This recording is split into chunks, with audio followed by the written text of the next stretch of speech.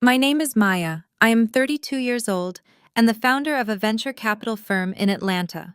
A month ago, I found out my parents wrote me out of their will and left our historic family estate to my brother, so I completely stopped paying their bills. A few weeks later, my mother texted me demanding to know why the mortgage was unpaid. No hello, no checking on my well-being, just a demand for cash. I simply replied that the bank was already processing the foreclosure and she should ask her sole heir for the money. That was the spark that burned their fake legacy to the ground. Before I continue this story, let me know where you are watching from in the comments below. Hit like and subscribe if you have ever had to cut off toxic family members who only loved you for your wallet. Growing up in a prominent African American family in Atlanta meant that appearances were everything. My father David is the senior pastor of a very large, very wealthy megachurch. My mother Vivian is his devoted first lady. She wears custom hats, designer suits, and a permanent smile of judgment. To the congregation, we were the perfect family. Behind closed doors, I was the designated bank and the family scapegoat, while my older brother Marcus was the untouchable golden child. The real conflict began on a rainy Tuesday afternoon. I was summoned to our family attorney's office in Buckhead. I walked in wearing my tailored emerald green silk suit, fresh from closing a major acquisition deal. Sitting around the massive mahogany conference table were my parents, my 35-year-old brother Marcus, and his 33-year-old white wife Chloe. The tension in the room was suffocating. My father sat at the head of the table, his hands folded in quiet authority. My mother refused to even look at me. Marcus wore a smug expression that I had hated since childhood. The lawyer cleared his throat and began reading the updated terms of my parents' estate planning. I sat perfectly still as he announced that my parents were leaving 100% of their assets to Marcus. This included the historic brownstone in the heart of Atlanta, a property that had been in our family for 3 generations, a property I had secretly been paying the property taxes on for the last 5 years. I was completely written out of the will. I received absolutely nothing, not a single dollar, not a piece of jewelry, not a square foot of property. My father looked at me with his practiced pastoral gaze, the one he used when delivering a sermon about sacrifice. He told me that Marcus was the man of the family.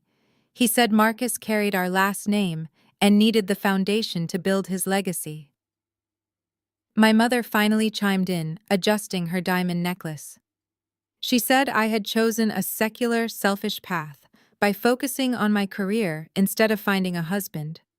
She actually said I was too independent for my own good, and that a single woman did not need a historic home. Before I could even process the sheer hypocrisy of their words, Chloe leaned forward.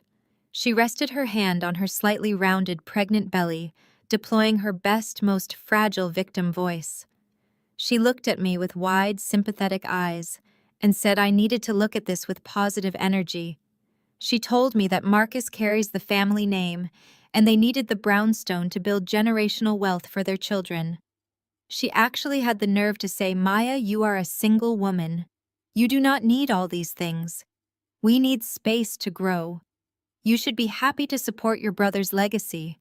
The audacity of her white privilege intersecting with my parents' deeply rooted misogyny was almost poetic. They really believed I was going to sit there and cry. They expected me to throw a tantrum, to beg for their love, to try and negotiate for my rightful place in the family. They wanted a reaction because my tears would validate their power over me. I did not shed a single tear. I did not raise my voice. I simply reached across the polished wood table, picked up the expensive fountain pen, and signed the acknowledgement of the will. I pushed the paper back to the lawyer. My parents looked slightly confused by my lack of emotion. I stood up, smoothing the wrinkles from my silk trousers. I looked directly at my father and smiled. I told them it made perfect sense. I said it was just like the time they drained my college savings account to buy Marcus a brand new luxury car when he graduated with a useless degree. I reminded them how I had to work 3 jobs to pay for my own tuition, while Marcus crashed that same car 6 months later. My mother gasped, offended that I would bring up the past in front of the lawyer.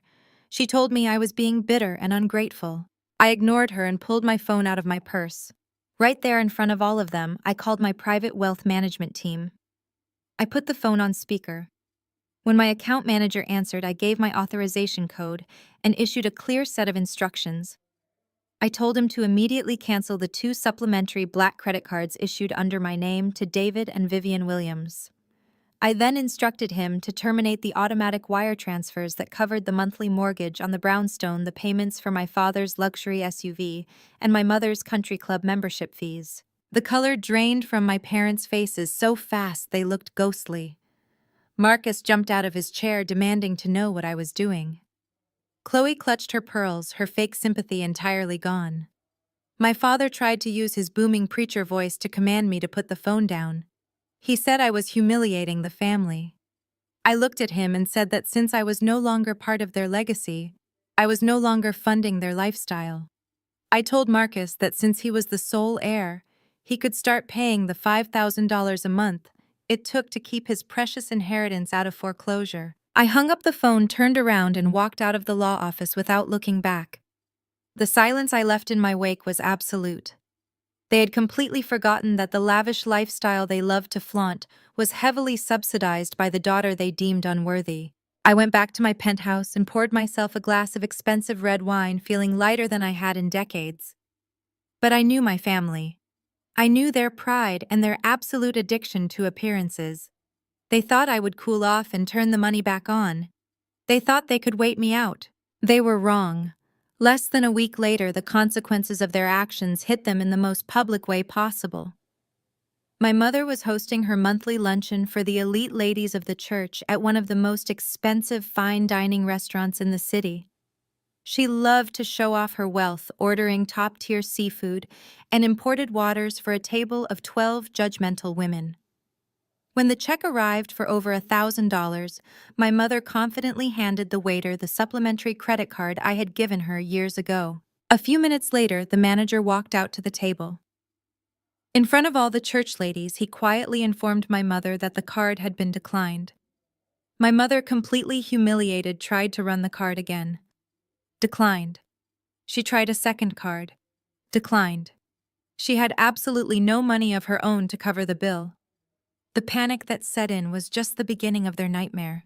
My phone started ringing before I even had the chance to finish my first glass of wine. The caller ID flashed, with a picture of my mother wearing her oversized Sunday hat. I took a slow breath, set my crystal wine glass down on the marble kitchen island, and answered the call. I did not even get a chance to say a single word of greeting. Her voice exploded through the speaker, shrill and trembling with absolute rage. "Maya, Vivian Williams. How dare you? Do you have any idea what you just did to me?" I was sitting at Chop's Lobster Bar with Sister Jenkins' First Lady Thomas and the rest of the pastoral committee board. We just finished a beautiful 3-course meal. I handed the waiter my platinum card to cover the luncheon, intending to bless those women. And he came back to the table, leaned down in front of everyone, and told me it was declined. Declined, Maya. In front of the most important wealthy women in our congregation. I had to pretend it was a bank error. I had to excuse myself to the restroom and call your father in a panic so he could transfer funds from the church emergency account just to save face and pay the bill. You humiliated me on purpose. You set me up to look like a fool. I listened to her, panting heavily on the other end of the line. I paced slowly across the hardwood floors of my living room, looking out at the sprawling Atlanta skyline. The city lights were just beginning to turn on, reflecting off the glass of my penthouse. "I told you exactly what was going to happen at the lawyer's office this afternoon, Mom. I told you I am no longer funding your lifestyle. You and Dad made your choice when you signed that will and handed everything over to Marcus. You told me I was not part of your legacy, so why should my money pay for your luxury lunches?" She scoffed loudly, the harsh sound echoing through the phone speaker. "You ungrateful little brat. After everything your father and I have done for you. We gave you life. We raised you in the best church in the city. We gave you a respectable upper-class upbringing. We clothed you and fed you and made sure you walked in the light of the Lord. And this is how you repay us. By throwing a temper tantrum and cutting off the credit cards like some petty vindictive child. You listen to me right now. I am the First Lady of Greater Grace Ministries. I demand respect. If you do not call your wealth manager and turn those cards back on right this second, I will stand at the pulpit this Sunday and tell the entire congregation exactly what kind of daughter you truly are. I will take the microphone and tell them you are a selfish, money-hungry heathen who abandoned her elderly parents in their time of need. I will make sure everyone knows you turned your back on your own blood. You will not be able to show your face at any social event in Atlanta ever again. Her threat hung heavy in the air. A few years ago, that exact kind of manipulation would have sent me into a blind panic. The church was the absolute epicenter of our social world, and my mother wielded gossip and public perception like a lethal weapon. She knew how to destroy a person's character with just a few whispered prayer requests. But I was not the same scared approval-seeking girl anymore. I had outgrown her shadow. I stopped pacing. I looked at my own reflection in the floor-to-ceiling windows, admiring the sharp cut of my emerald suit and the calm certainty in my eyes. "Are you going to tell them the truth, Mom?" I asked, my voice dangerously calm and perfectly level. "Or are you going to tell them a fabricated story? Are you going to weave a tragic tale of your heartbreak? Just like the time you stood in front of the congregation and cried, telling everyone I got kicked out of college for poor grades." Silence stretched over the line. I knew I had hit a deep, ugly nerve. "You remember that, right?" I continued, not letting her interrupt or change the subject. I was 19 years old. I was working the night shift at a 24-hour diner, studying until my eyes bled just to keep my academic scholarship. But I still needed my portion of the tuition money that was sitting in our joint family savings account. The money I earned from my high school jobs and carefully deposited for my future. And when I went to the bursar's office to pay my tuition for the semester, the card bounced. I checked the account, and it was completely empty. Every single dollar was gone. She tried to stutter out an excuse, her voice losing its commanding volume, but I talked right over her. "You told everyone at church that the academic pressure was too much for me. You accepted all their pitying prayers and their sympathy casseroles while playing the heartbroken mother of a dropout. You let them whisper about me behind my back. But we both know the absolute truth. You drained my tuition fund to pay off Marcus and his massive sports gambling debts. You sacrificed my education, my future, and my reputation to save your golden boy from getting his legs broken by local bookies. You stole from me to cover his crimes. I had to take out predatory loans. I had to delay my graduation by 2 whole years. I ate ramen noodles in a freezing apartment while you bought Marcus a new car. So go ahead, Mom. Take the microphone this Sunday. Smear my name. But if you do, I promise you I will buy the giant billboard directly across the street from your church. I will paste the bank statements, the receipts, and the proof of every single bill I have paid for you and Marcus over the last 10 years.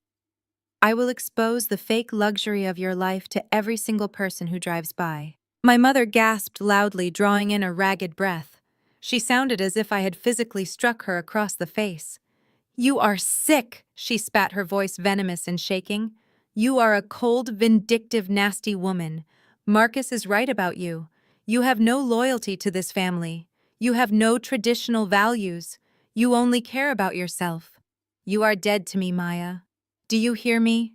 Dead." She slammed the phone down so hard the line clicked instantly, leaving a hollow silence in my ear. I lowered the phone slowly. My hands were perfectly steady. I felt a massive rush of adrenaline pumping through my veins, making my heart race with absolute triumph. For my entire life, she had used shame to keep me in line.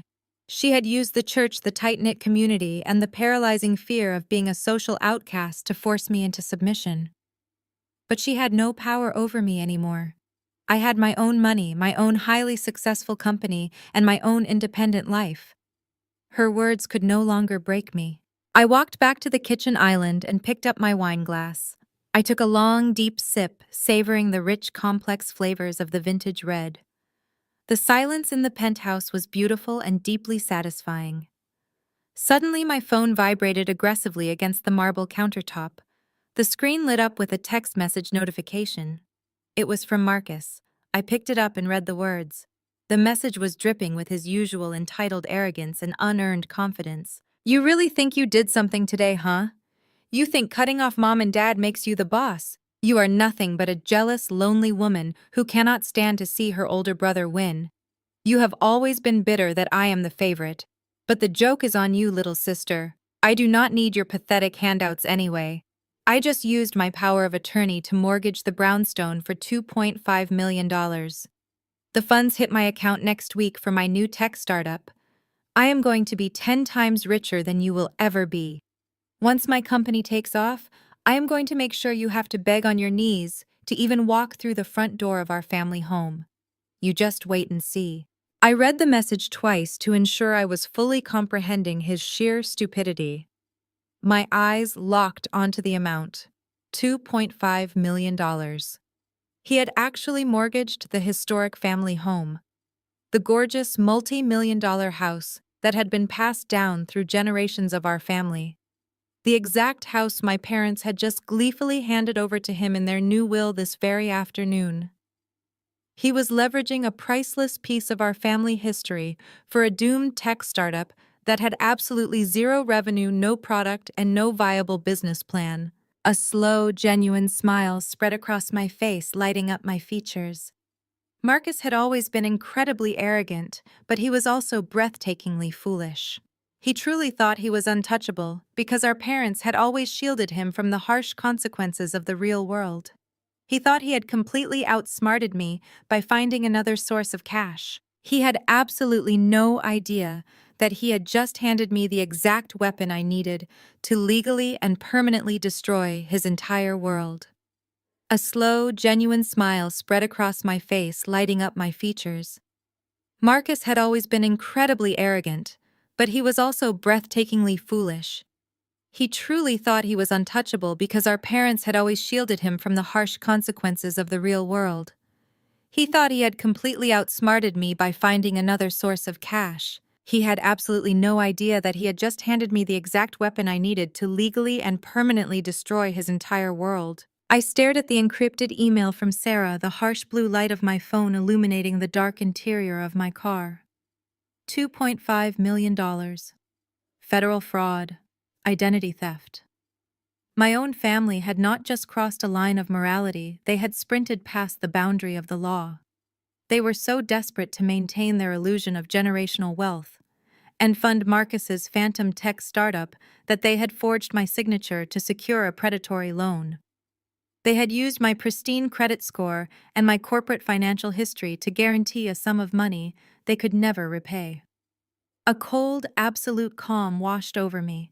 They had handed me the exact weapon I needed. I stared at the encrypted email from Sarah, the harsh blue light of my phone illuminating the dark interior of my car. $2.5 million. Federal fraud, identity theft. My own family had not just crossed a line of morality, they had sprinted past the boundary of the law. They were so desperate to maintain their illusion of generational wealth and fund Marcus's phantom tech startup that they had forged my signature to secure a predatory loan. They had used my pristine credit score and my corporate financial history to guarantee a sum of money they could never repay. A cold, absolute calm washed over me. They had handed me the exact weapon I needed. Sunday morning arrived with the relentless buzzing of my smartphone. It was vibrating so violently against my nightstand that it threatened to fall off the edge. I reached over my eyes, adjusting to the bright morning light filtering through the bedroom windows. The lock screen was completely flooded with notifications. Dozens of text messages, voicemails, and direct messages across every social media platform were pouring in by the second. I unlocked the device and opened my messaging app. The onslaught of judgment was staggering. There was a message from Deacon Miller telling me that honoring my father and mother was a commandment, not a suggestion. There was a text from Aunt Beatrice expressing her deep disappointment in my secular, selfish behavior. Cousin Jamal sent a long paragraph about how I was tearing the family apart over petty jealousy. Dozens of church members were tagging me in prayers for my lost soul. I did not have to guess what had triggered this coordinated attack. I opened the live stream application for Greater Grace Ministries on my tablet. The camera panned across the massive cavernous sanctuary, which seated over 5,000 people. The lighting was dramatic, focused entirely on the raised, velvet-lined stage. The church band was playing a soft, mournful melody in the background specifically designed to manipulate the emotional atmosphere of the room. And there, standing behind the grand acrylic pulpit, was my father. Pastor David Williams was putting on the performance of a lifetime. He was gripping the edges of the pulpit, his head bowed, his shoulders shaking with manufactured grief. He pulled a crisp, monogrammed white handkerchief from his suit pocket and dabbed at his eyes. He did not say my name directly. He was far too seasoned a manipulator for that. Instead, he painted a tragic masterpiece using heavy metaphors. He spoke to the massive congregation about the heartbreak of watching a child being led astray by the golden calf of modern ambition. He wept into the microphone, his voice cracking perfectly on cue, talking about a daughter who had been blinded by the devil of corporate greed. He lamented how painful it was for a parent to be abandoned by their own flesh and blood after sacrificing everything to give them a foundation of faith. The camera angle shifted, cutting to the front row. My mother Vivian was sitting perfectly upright, her head draped in a custom black fascinator hat, dabbing her dry eyes with a matching tissue. Chloe was sitting next to her, rubbing her pregnant belly while looking profoundly devastated. Marcus sat beside them, wearing a designer suit, bought with my money, shaking his head in solemn agreement with my father's sermon. The congregation murmured in sympathy. People were standing up, raising their hands, calling out prayers for the poor, heartbroken pastor and his family. I watched the screen as a sharp metallic taste coated my tongue. They were weaponizing the congregation against me. They were using the sacred space of the church to assassinate my character preemptively, destroying my reputation, so that if I ever tried to tell the truth, I would simply look like the bitter, estranged daughter they had just described. They thought public pressure would break me. They thought being socially ostracized by the elite African American community of Atlanta would force me to crawl back, apologize, and quietly pay off their massive new loan. I closed the live stream application. I walked into my massive walk-in closet and bypassed the dark conservative business suits. Today required something entirely different. Today required a visual statement of absolute authority. I selected a pristine, tailored white crepe suit. It was sharp, immaculate, and utterly unbothered. I paired it with gold stiletto heels and a heavy gold watch. I pulled my hair back into a sleek, severe style. I looked like a woman who owned everything she touched. I grabbed a simple manila envelope from my home office desk, slid the printed evidence of their federal fraud inside, and walked out the door. The drive to Greater Grace Ministries took exactly 20 minutes. The massive parking lot was overflowing, but I bypassed the general sections and pulled my custom sports car directly into the reserved VIP spot right near the grand entrance. I stepped out of the car, the humid Georgia heat barely registering against my skin. I walked through the towering glass doors of the sanctuary, just as my father was reaching the emotional crescendo of his sermon. The usher standing by the inner doors recognized me instantly. His eyes widened in absolute shock, his mouth falling open to say something, but I did not stop. I pushed past him, the heavy wooden doors swinging open to reveal the cavernous, packed auditorium. The sheer scale of the room was breathtaking. Over 5,000 people sat in the curved velvet pews, completely captivated by my father's tears. I stepped into the center aisle. My gold heels clicked sharply against the polished marble floor. The sound was distinct, cutting right through the soft humming of the church choir. People in the back rows turned around to look. The whispers started immediately spreading forward like a sudden wave crashing across the room. Heads turned, eyes locked onto me. I could feel the intense heavy weight of 5,000 judgmental stares surrounding me from every possible angle. It was a suffocating panoramic wall of public scrutiny, an ocean of people who had just been told I was a selfish, godless monster. I did not look at any of them. I kept my chin perfectly level, my eyes fixed entirely on the stage. I walked at a slow, deliberate pace down the long center aisle. The congregation physically parted, leaning away from me as if my presence alone was scandalous. The whispering grew louder, transforming into a low, chaotic hum that drowned out the soft music playing from the stage. My father looked up from the pulpit. He saw the commotion in the center aisle. He saw me walking toward him in stark, pristine white. His voice faltered. The microphone picked up his sharp intake of breath. He stopped speaking completely. In the front row, my mother turned around. Her eyes went wide with sheer, unadulterated terror. She gripped the wooden back of the pew so hard her knuckles turned white. Marcus froze, the smug expression wiped instantly from his face. Chloe actually shrank back in her seat. They had expected me to hide in shame. They had expected me to call them begging for forgiveness. They had never anticipated that I would march directly into the heart of their performance. I reached the front of the sanctuary. I did not stop at the altar. I walked right up the carpeted stairs leading to the sacred pulpit. The entire church was dead silent now, the kind of silence that rings in your ears. You could hear a pin drop in that massive room. My father stood frozen behind the acrylic podium, his hands gripping the edges, his knuckles white. He looked at me with a mixture of rage and absolute panic. He leaned back slightly as I approached, his chest heaving under his tailored suit. I did not say a single word to him. I did not yell. I did not defend myself. I did not justify my existence to the thousands of people watching us. I simply reached out and placed the crisp manila envelope directly on top of his open leather-bound Bible. I let my hand rest on the envelope for a fraction of a second, tapping the paper lightly. Inside that envelope was the complete, undeniable proof of their forged $2.5 million loan application. It contained the exact timestamps the IP addresses used to forge my signature and a typed notice stating that the penalty for federal financial fraud carried a minimum mandatory prison sentence. I leaned in extremely close to my father. I could smell the expensive cologne he had bought with my money. I lowered my voice so that only he could hear me, keeping my tone deadly soft and perfectly polite. Preach on that, Pastor. I turned around my white suit, catching the theatrical stage lights, and walked back down the stairs. I glided past my mother, who was practically hyperventilating in the front row. I walked right past Marcus, who looked like he was about to vomit. I walked back down the center aisle, the sea of bewildered churchgoers parting for me once again. I walked out of the sanctuary, out of the heavy glass doors, and into the bright Sunday sunlight, leaving the entire congregation in a state of absolute paralyzed shock. I slid into the driver's seat of my car and closed the heavy door, locking out the noise of the world. The silence inside the leather interior was beautiful. My heart was beating with a steady, rhythmic power. I picked up my phone from the passenger seat. I did not call the local police.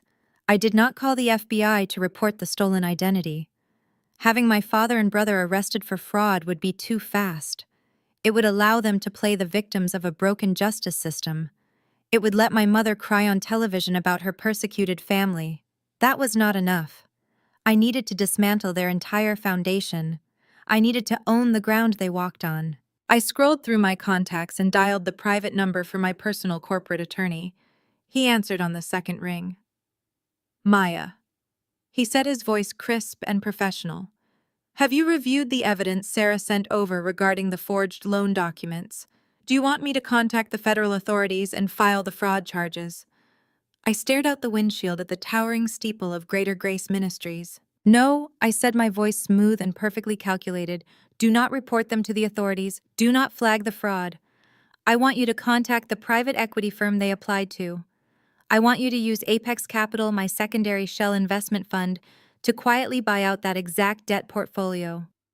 I want you to personally approve and disburse the $2.5 million loan directly into Marcus's bank account by tomorrow morning. The lawyer paused, clearly confused by the directive. Maya, he said carefully, that loan is predatory. The interest rates are astronomical, and the terms allow for immediate asset seizure upon default. If you approve this, you are giving them enough rope to hang themselves. I smiled, turning the key in the ignition and listening to the engine roar to life. Exactly, I replied. Let them have the money. Let Marcus buy his luxury cars and fund his fake tech company. Let my mother believe they have won. I do not just want to cancel their credit cards. I want to become their sole creditor. Disperse the funds immediately. The view from the 42nd floor of my corporate headquarters offered a breathtaking panoramic sweep of the Atlanta skyline.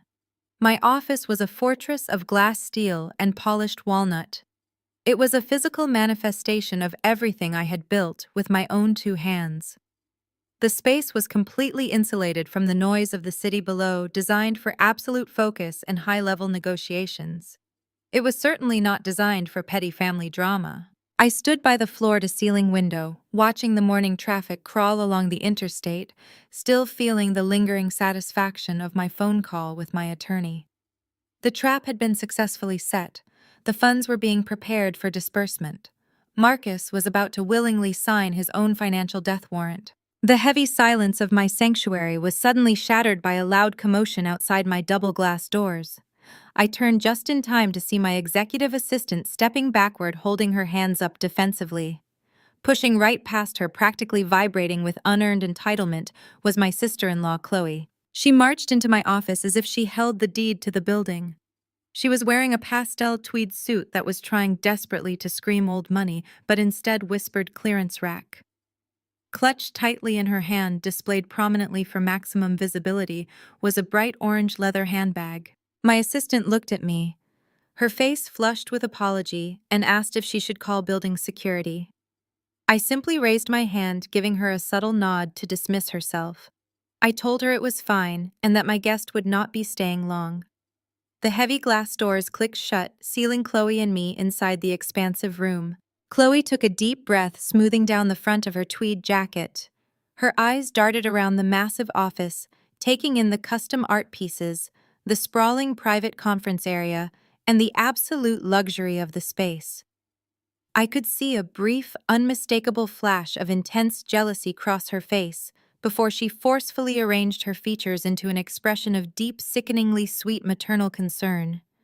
She placed a hand on her pregnant belly, a calculated gesture she used whenever she needed to remind the world of her delicate condition. She walked over to the guest chair across from my desk and sat down without being invited.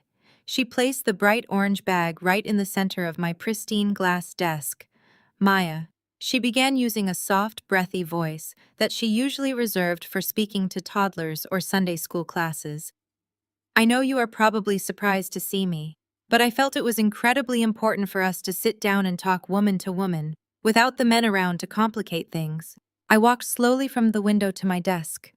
I did not sit down. I simply leaned against the edge of the glass, crossing my arms over my chest, and waited for the performance to begin. Chloe sighed heavily, shaking her head as if carrying the weight of the entire world on her shoulders. Marcus is under a tremendous amount of pressure right now. You know how hard it is for him to carry the burden of the Williams family legacy. He is trying to build an empire for his children, and the stress is just eating him alive. And then there is this whole unfortunate situation with you and your parents. She leaned forward, her eyes wide and swimming with manufactured pity. David and Vivian told me everything, Maya. They told me how much you are struggling. They explained that your sudden outburst at the lawyer's office and your decision to cut off their supplementary cards was just a cry for help. They know you are having severe financial difficulties. They said your little business must be failing, and that is why you are acting out so selfishly.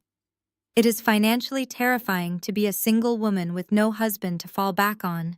And we understand that fear is making you lash out at the people who love you most. I stared at her, genuinely fascinated by the sheer magnitude of the delusion.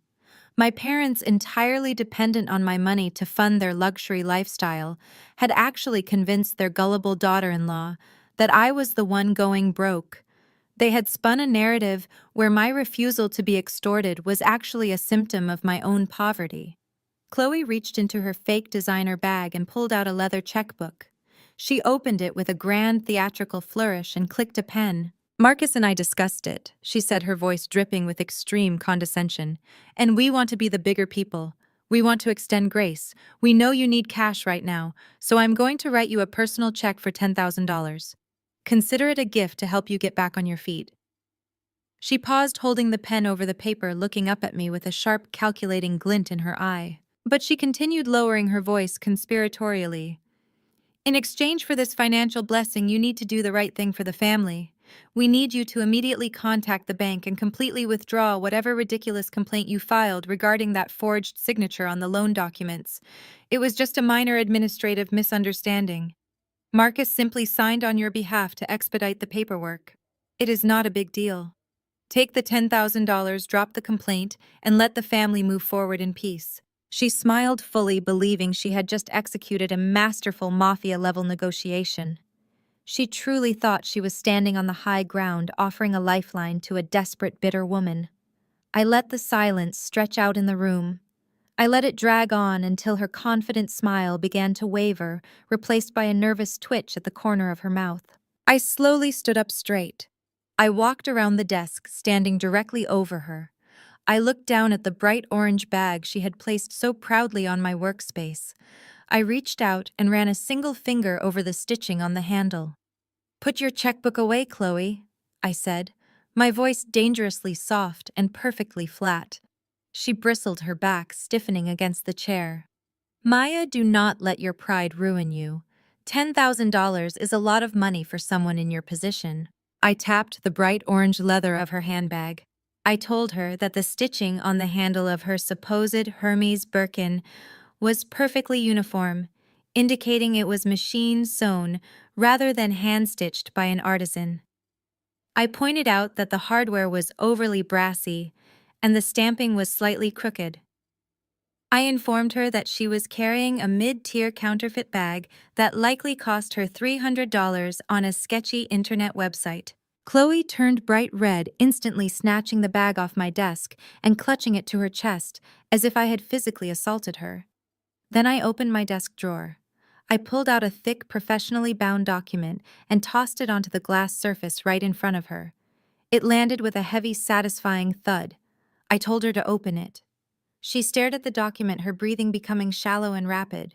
When she refused to move, I reached over and flipped the cover open for her. "That is your husband's complete corporate tax filing and current profit and loss statement for the last 3 fiscal years," I said, my voice echoing coldly in the large office. "Go ahead and look at the bottom line, Chloe. Look at the numbers. Marcus has not generated a single dollar of revenue in 36 months. He has burned through every cent of his initial investments. He has defaulted on 2 commercial leases. His company is not an empire. It is a completely empty shell, drowning in unpaid vendor invoices.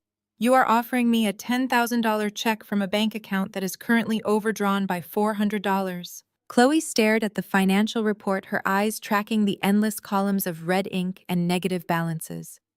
The color completely drained from her face, leaving her looking pale and genuinely horrified. She knew Marcus was stressed, but he had clearly been lying to her about the reality of their financial ruin. I leaned down closer to her, ensuring she heard every single syllable I spoke. "I do not have financial difficulties, Chloe. I own the building you are currently sitting in. I own the venture capital firm that operates on the top 4 floors. My net worth has an extra comma compared to the fake numbers your husband boasts about at country club dinners. I do not need a $10,000 bad check from a leech who carries a fake handbag and lives in a house she cannot afford." The shock on her face rapidly morphed into a defensive, volatile rage. The sweet maternal peacemaker act vanished completely, revealing the vicious, entitled woman underneath. She jumped to her feet, her chair scraping loudly against the hardwood floor. "You are a miserable, nasty, jealous woman," she screamed, pointing a trembling finger at my face. "You are just bitter because no man wants you. You are trying to destroy Marcus because he is the son your parents actually love.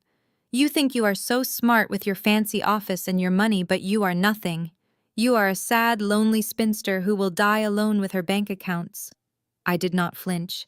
I just stood there letting her scream, watching her absolutely self-destruct. "We do not need you," she yelled, her face contorted with fury. "We do not need your money or your approval or your fake concern. Marcus is a genius. He just secured a massive round of Tier 1 funding. We are getting $2.5 million next week. We are going to be richer than you could ever imagine." She grabbed her counterfeit bag and marched toward the glass doors, spinning around for one final venomous threat. "The money is coming from a private investment firm called Apex Capital. They actually believe in his vision. And once that money hits our accounts, I promise you, Maya, I am going to use our wealth to run you completely out of this city. You will be nothing but a footnote in our legacy." She turned and stormed out of the office, slamming the heavy glass door so hard the metal hinges rattled. I stood alone in the absolute quiet of my office. I looked down at the financial report detailing Marcus's failures. Then I looked toward the door where Chloe had just delivered her dramatic, triumphant exit. I smiled a slow, deep smile of absolute satisfaction. She was incredibly excited about the $2.5 million coming from Apex Capital.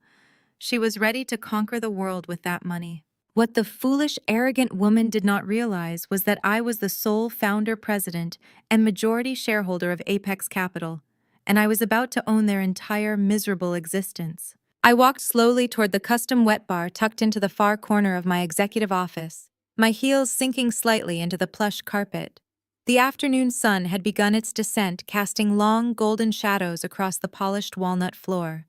I reached for a heavy crystal decanter, the faceted glass catching the light and fracturing it into a dozen brilliant prisms.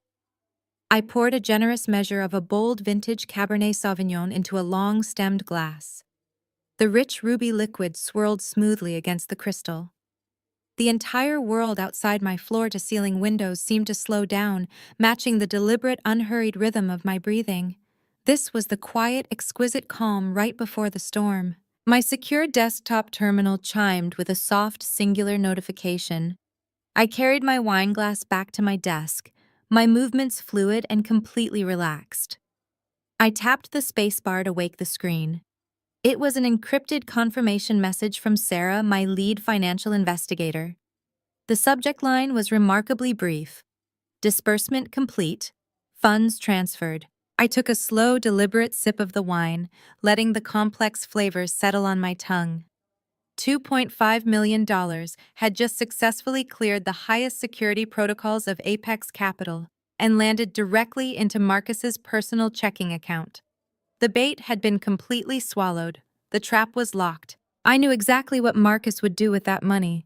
A smart businessman, a man who actually understood capital and equity, would have immediately allocated those funds to payroll, product development, or securing strategic partnerships for his so-called technology startup. But Marcus was not a smart businessman. Marcus was a golden child who had spent his entire life playing dress-up in my parents' delusions. He did not want to build a company. He wanted the aesthetic of being a chief executive officer. He wanted the applause without the labor. I did not have to wait long to be proven right. Less than 48 hours after the wire transfer cleared, my personal cell phone illuminated with an Instagram notification. It was from Marcus's public profile. I opened the application and let out a soft, genuine laugh that echoed through the empty expanse of my penthouse living room. There he was standing proudly in the pristine, brightly lit delivery bay of an exclusive luxury car dealership in Buckhead. He was leaning casually against the hood of a brand-new matte black Mercedes-Benz G-Wagon. The vehicle was completely tricked out with oversized custom rims, a blood-red leather interior, and heavily tinted windows. Marcus was wearing designer sunglasses indoors, holding up the keys to the camera, with a smug, self-satisfied grin plastered across his face. The caption beneath the photo was a masterpiece of unearned arrogance. It read, "CEO Life. When you secure that Tier 1 funding, you have to treat yourself. God is good. The hustle never stops. Big moves coming." He had actually done it. He had taken a high-interest predatory commercial loan secured by federal fraud and identity theft, and his very first administrative action was to purchase a $250,000 depreciating liability. He was actively documenting his own financial crimes on social media for the entire world to see. It was a level of sheer stupidity that was almost breathtaking to witness. Before I could even close the application, my phone vibrated again. This time a text message appeared on my screen. It was from my mother, Vivian. I opened the thread. Her words were sharp, vindictive, and dripping with that familiar venomous superiority she loved to wield against me. "See," she wrote, "your brother raised capital entirely on his own. He is a brilliant man making massive moves. I told you that you were not the only one in this family who knows how to make money. We do not need your dirty money or your disrespectful attitude anymore. Stay away from us." I read the message twice, marveling at the absolute blindness of her arrogance. She truly believed that Marcus had outsmarted the entire financial system. She thought he had miraculously manifested millions of dollars through sheer brilliance and divine favor. She had absolutely no idea that her beloved son was currently dancing on a trapdoor, and I was the one holding the lever. I did not reply to her text message. I did not attempt to defend myself, nor did I point out the catastrophic danger they were currently in.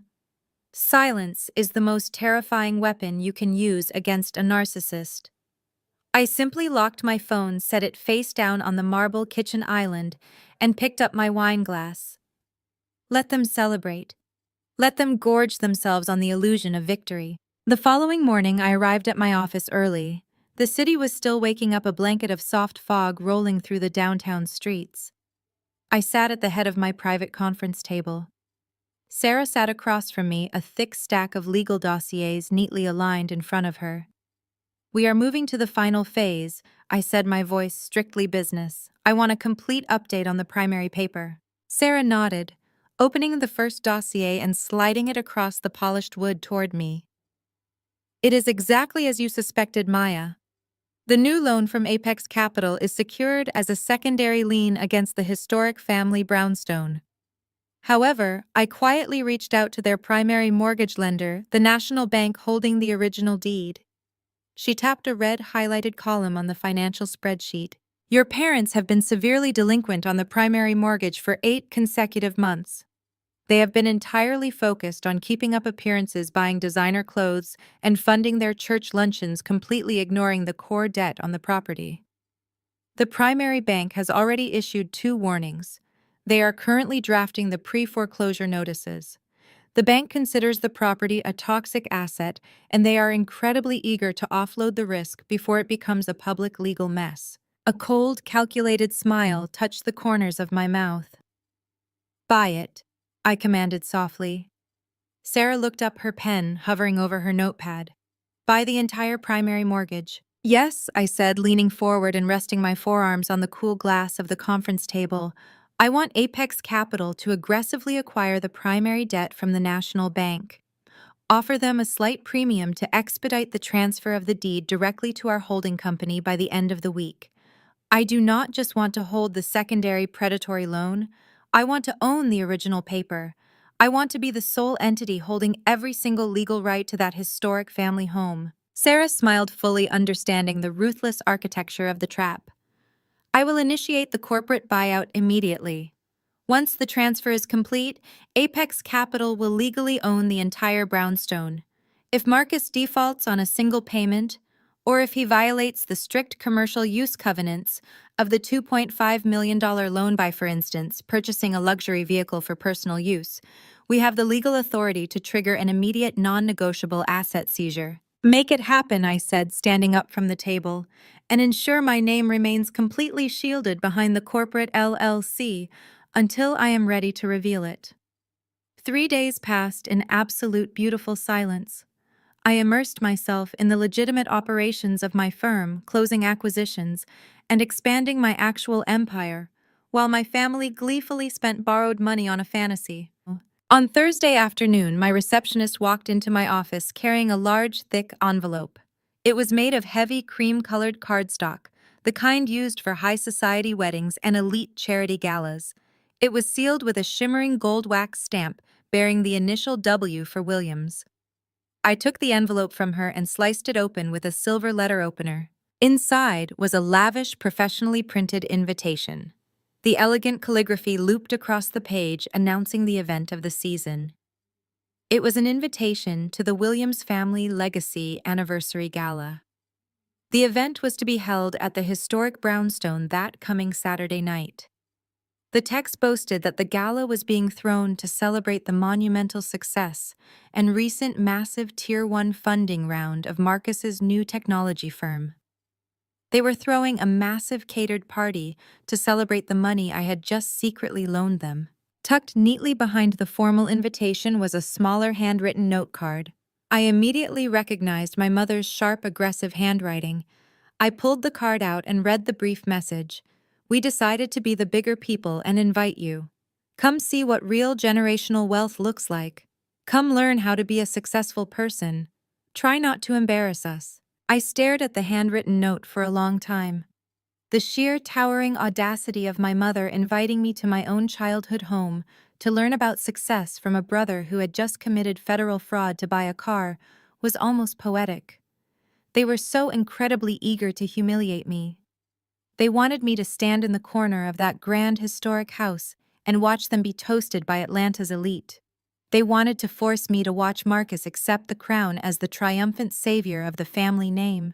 I walked over to the floor-to-ceiling window holding the gold-embossed invitation in one hand and the handwritten note in the other. I looked down at the bustling city below, feeling the absolute terrifying power of the secret I held. I would not decline the invitation. I would not stay home and let them spin a narrative about my bitter jealousy. I would attend their spectacular gala. I would put on my finest designer gown. I would walk into that historic brownstone, drink their expensive champagne, and smile as they bragged about their phantom success. And then, right at the peak of their celebration, when the house was full of their wealthy friends, their pastoral committee, and everyone they had ever tried to impress, I was going to hand them the foreclosure notices. I was going to stand in the center of their grand ballroom and legally take their entire world away. Saturday evening descended upon Atlanta, wrapping the city in a sultry, humid embrace. I sat in the back of my chauffeured Maybach, watching the familiar oak-lined streets of my childhood neighborhood glide past the tinted windows. The historic family brownstone was situated in one of the most exclusive, heavily gated communities in the city. It was a sprawling three-story architectural masterpiece built in the late 1920s, boasting original mahogany woodwork, wraparound verandas, and a grand ballroom that my parents treated like their own personal palace. Tonight, it was illuminated like a beacon of false prosperity. My driver pulled up to the curb, slotting smoothly behind a line of idling Rolls-Royces and Bentleys. The low, deep purr of the engine cut out, and my security detail opened the door. I stepped out onto the cobblestone driveway. From a low angle, the sheer scale of the brownstone loomed behind me, but I did not feel small. I wore a striking floor-length crimson gown that moved like liquid fire, paired with emerald-cut diamond earrings that caught the soft glow of the landscape lighting. I stood perfectly straight, my shoulders pulled back, exuding the absolute unshakable authority of a woman who held the executioner's axe. The front lawn had been transformed into a garish, over-the-top spectacle of nouveau riche desperation. They had rolled out an actual red carpet leading up the wide brick steps.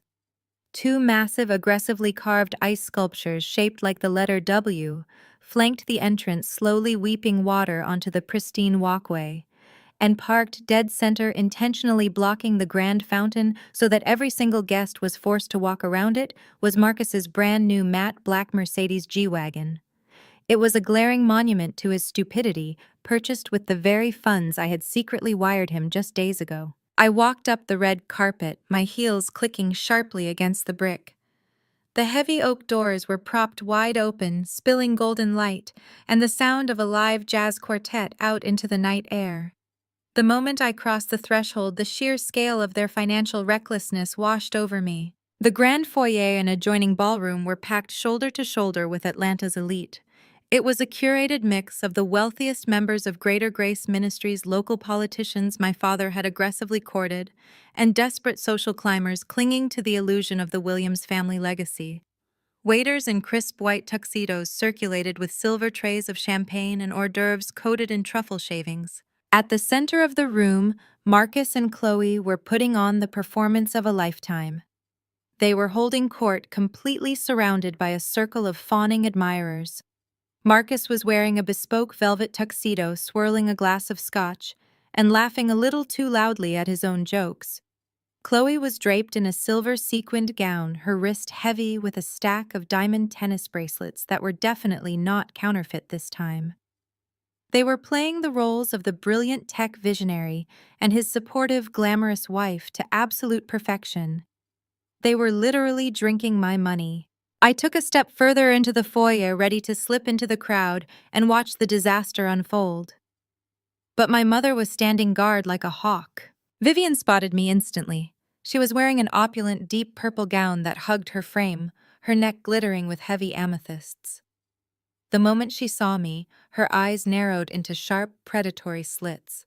She immediately abandoned her conversation with the mayor's wife and marched directly toward the entryway, intentionally positioning her body to block my path into the main ballroom.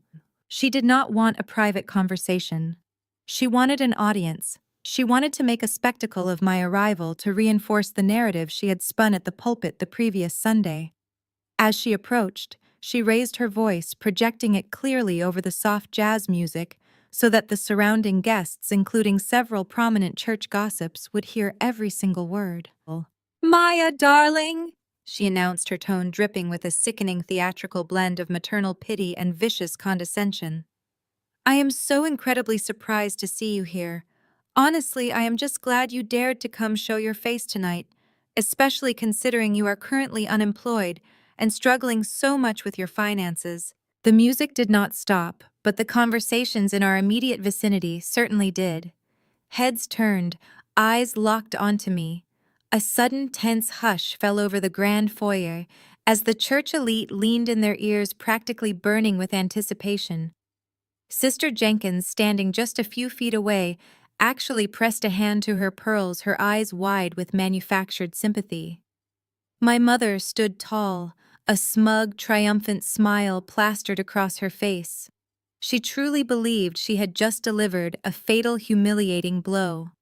She thought she had stripped me of my dignity right at the front door of her castle. I did not flinch. I did not break eye contact. I let her words hang in the air, allowing the crowd to soak in her venom. Then a slow, razor-sharp smile spread across my face. I looked past her, casting a lazy, appreciative glance up at the soaring ceiling, the crystal chandeliers, and the grand, sweeping staircase. "Oh, do not worry about me, Mom," I said, my voice perfectly level, carrying an effortless, ringing clarity that cut through the silence like glass. "I am not struggling at all. In fact, I am just here to inspect my property." The smug smile instantly vanished from my mother's face. Her brow furrowed in genuine, profound confusion. She opened her mouth, searching for a comeback, but her brain could not process the absolute certainty in my voice.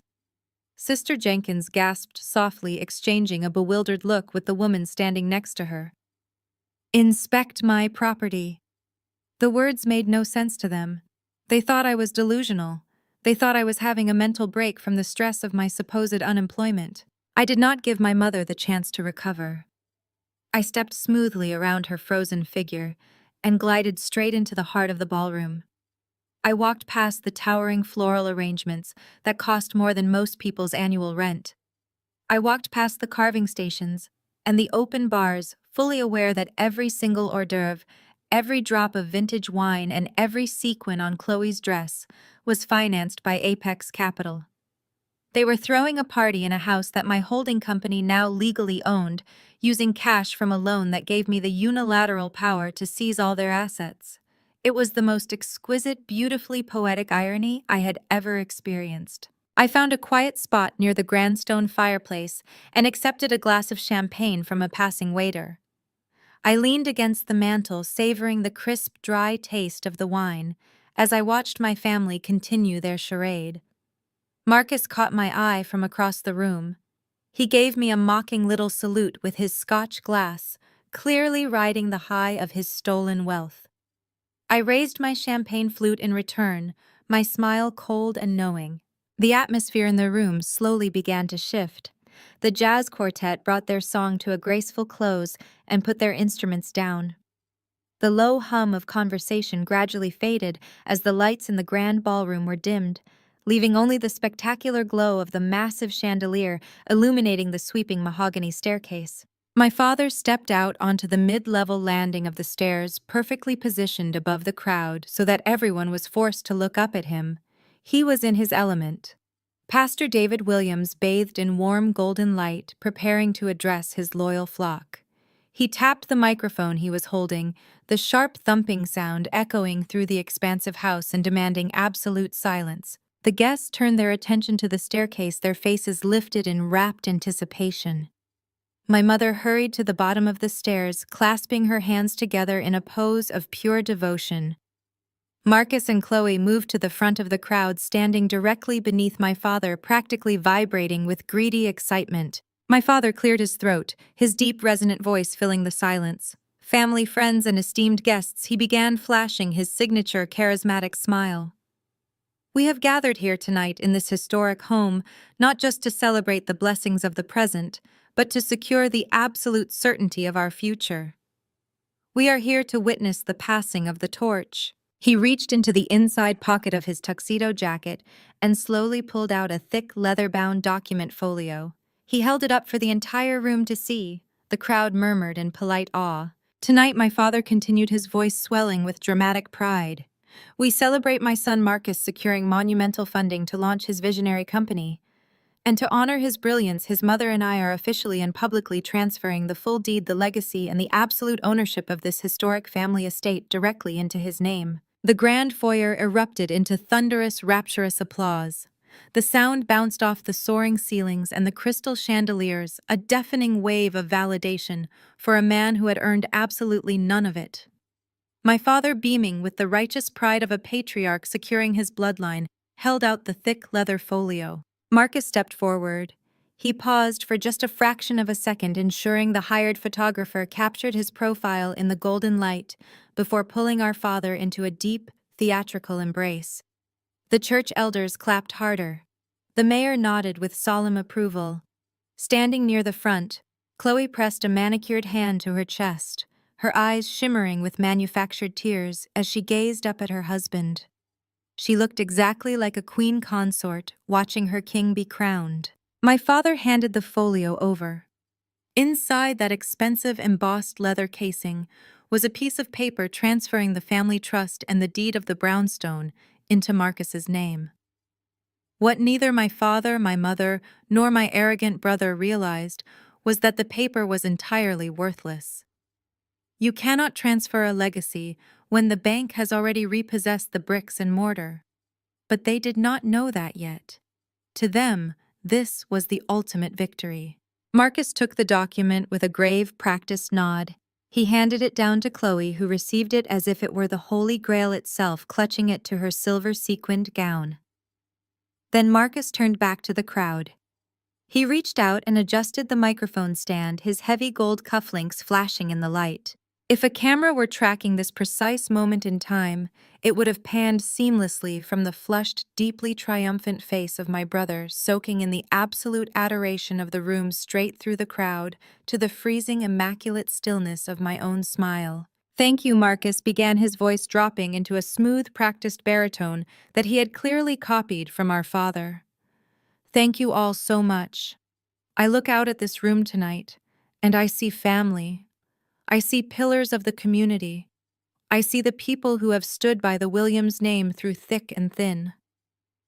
He paused, letting a heavy, humble sigh escape his lips. He gripped the edges of the wooden podium. "Carrying a legacy is not an easy task," he continued, shaking his head slowly. "Building an empire from the ground up requires vision. It requires blood, sweat, and absolute faith. There were times when the road was dark. There were times when people, even people who share my own blood, doubted my vision. They looked at my ambition and called it foolishness. They looked at my drive and called it reckless. The room grew hushed. The tension in the air thickened. Everyone in that foyer knew exactly who he was talking about. My mother, Vivian, stood at the base of the stairs, her chin tilted up, looking incredibly vindicated. Sister Jenkins leaned forward, her eyes darting through the crowd to find my face. But true vision cannot be stopped by small-minded jealousy. Marcus declared, his voice rising in volume and power. True greatness attracts greatness. And that is why I am so incredibly humbled and proud to announce that my technology firm has just successfully closed a massive $2.5 million round of Tier 1 funding. The crowd erupted again, cheering and whistling.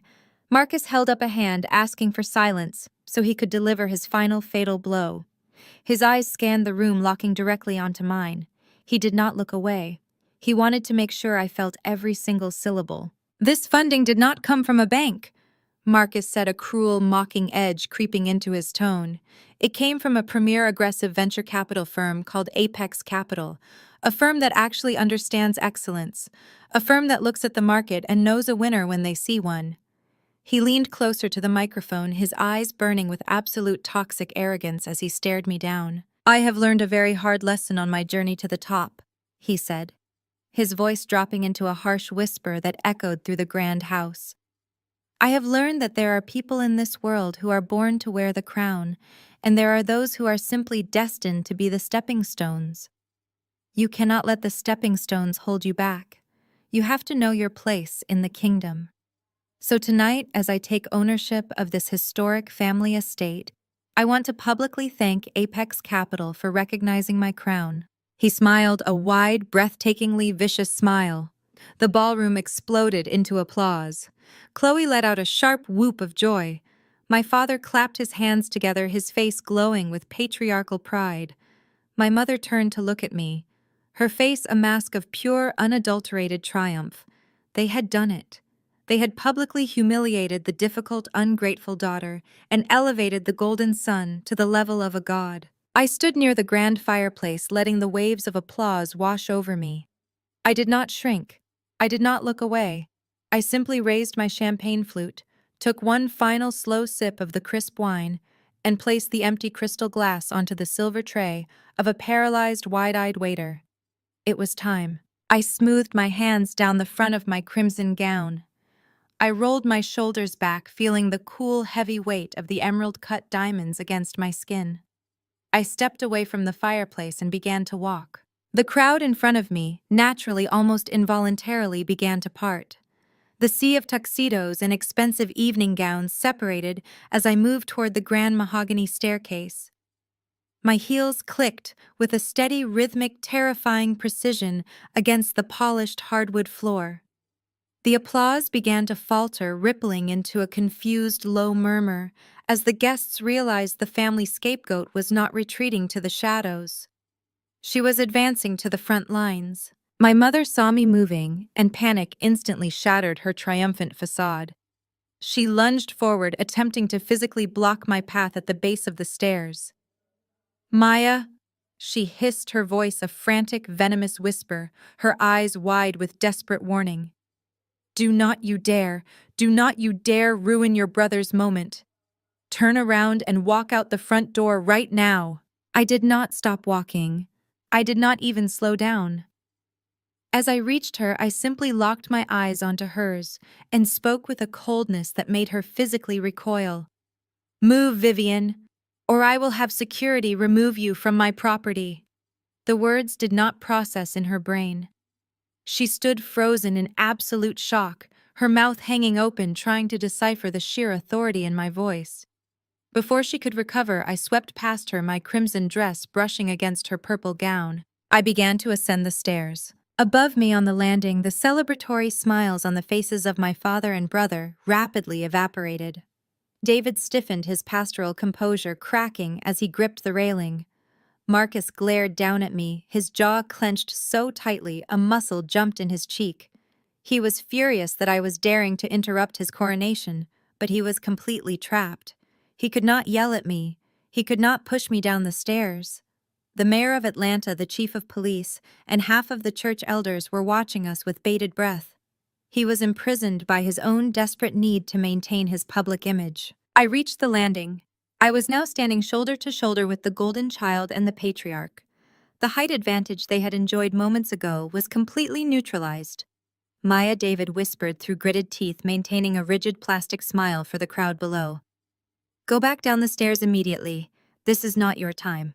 I ignored him entirely. I turned my body to face Marcus.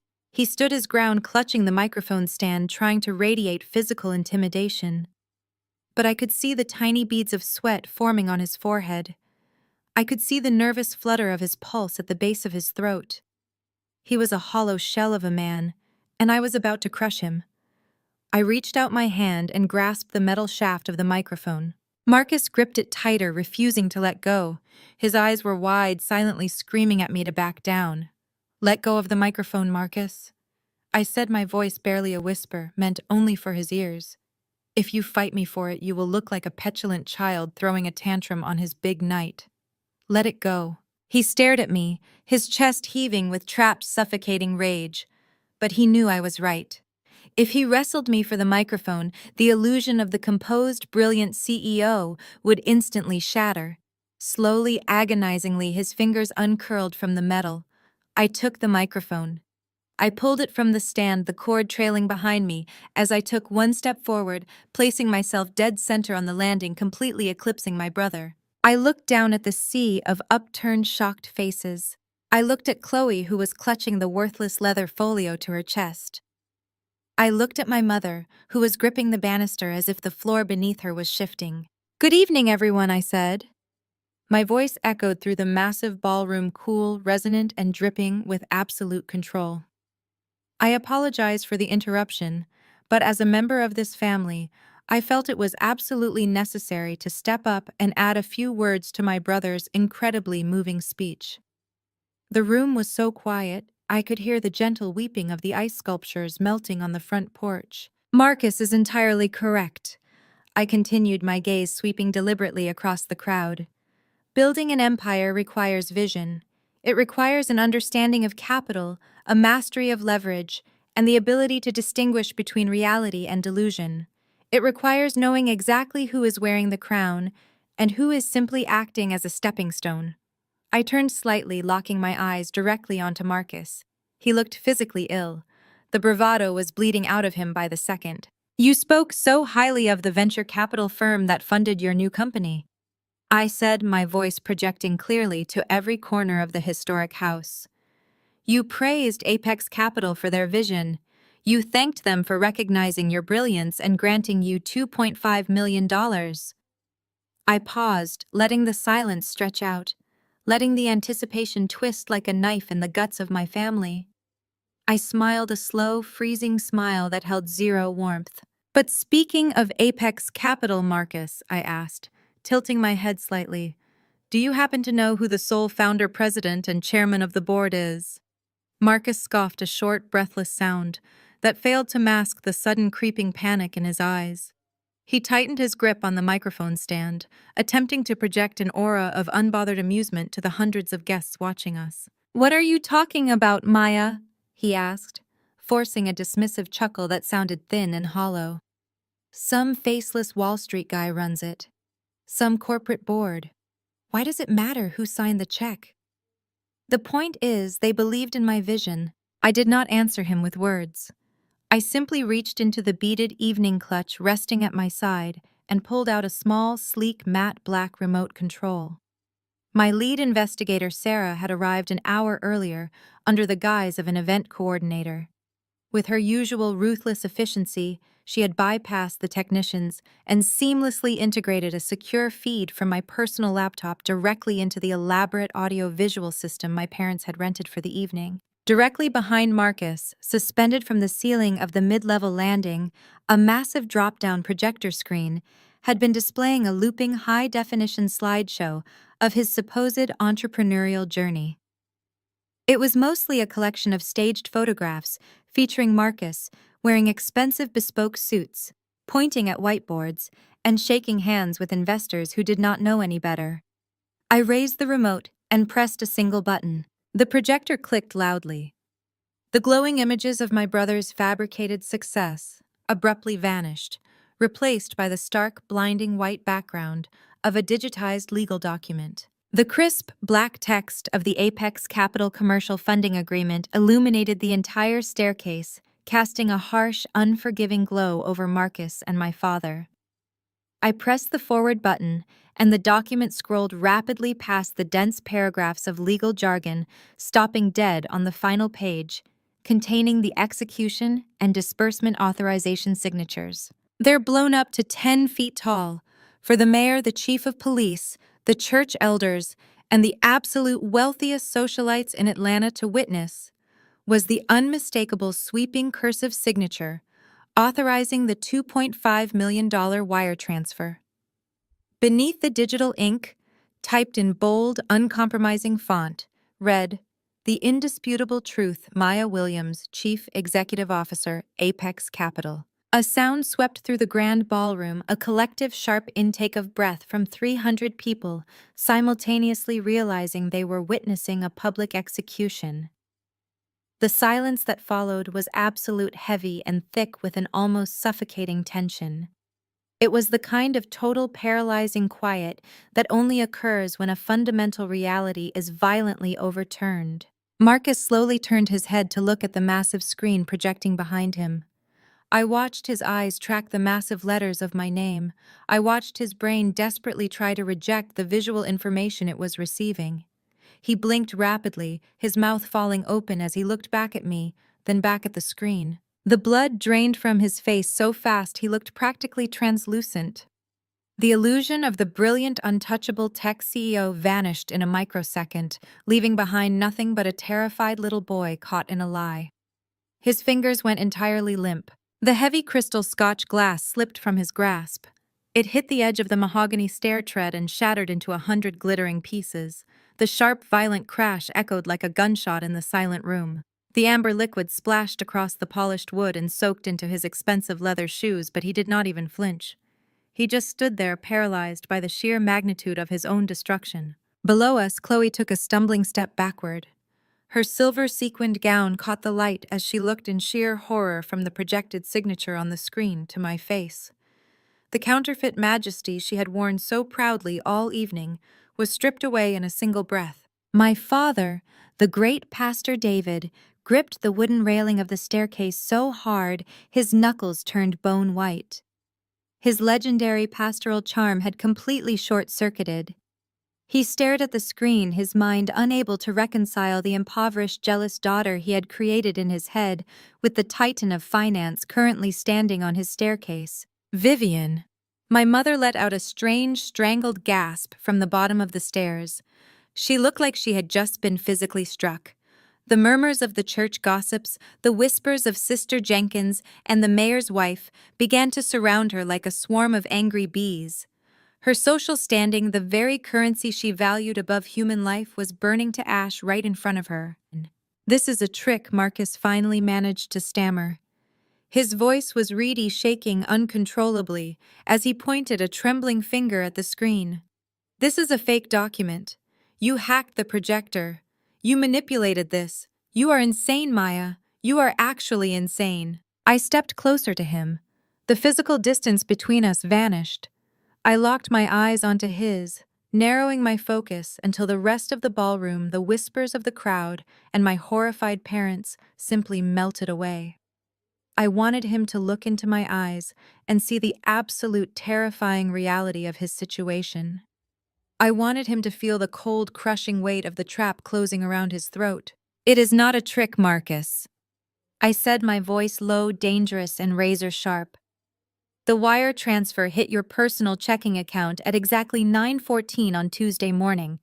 The routing numbers match the Apex Capital corporate treasury. You signed those digital closing documents via a secure portal using a verified IP address that traces directly back to your home office. You eagerly signed your name on the dotted line. You agreed to every single covenant. You took the money, my money." The whispers in the ballroom escalated into a scandalized roar. The elite of Atlanta realized that the mighty Marcus Williams, the so-called genius who had just bragged about his superior crown, was entirely funded by the sister his family had spent years publicly mocking, discarding, and slandering. "Maya, stop this right now," my father demanded, finally finding his voice. His deep baritone lacked its usual thunder. He tried to step between us, attempting to physically shield his golden son from my gaze. "Whatever petty, jealous sibling rivalry this is, it ends tonight. You will not humiliate this family in our own home. I command you to step down." I did not break eye contact with Marcus. I spoke directly over my father's shoulder, my voice amplifying to ensure it reached every corner of the historic house.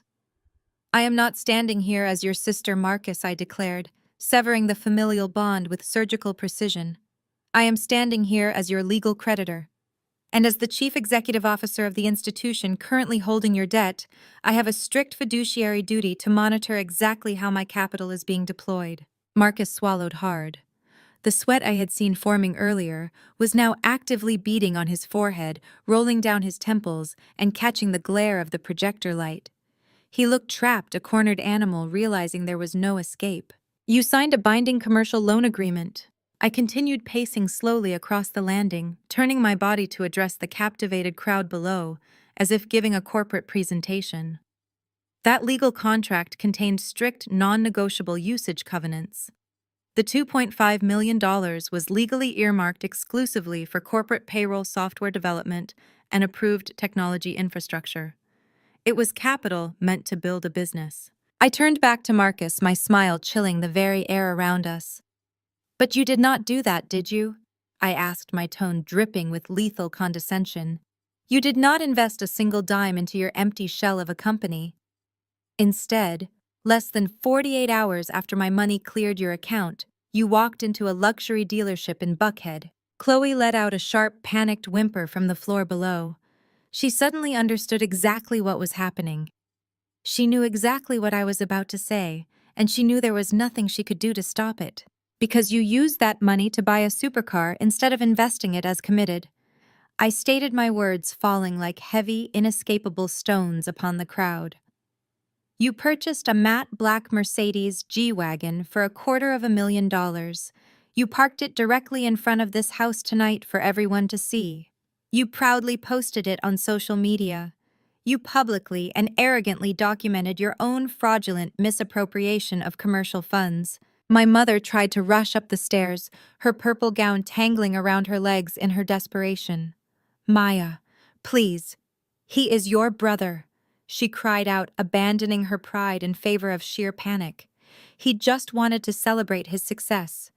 You cannot do this to him over a car. You cannot destroy him in front of our friends."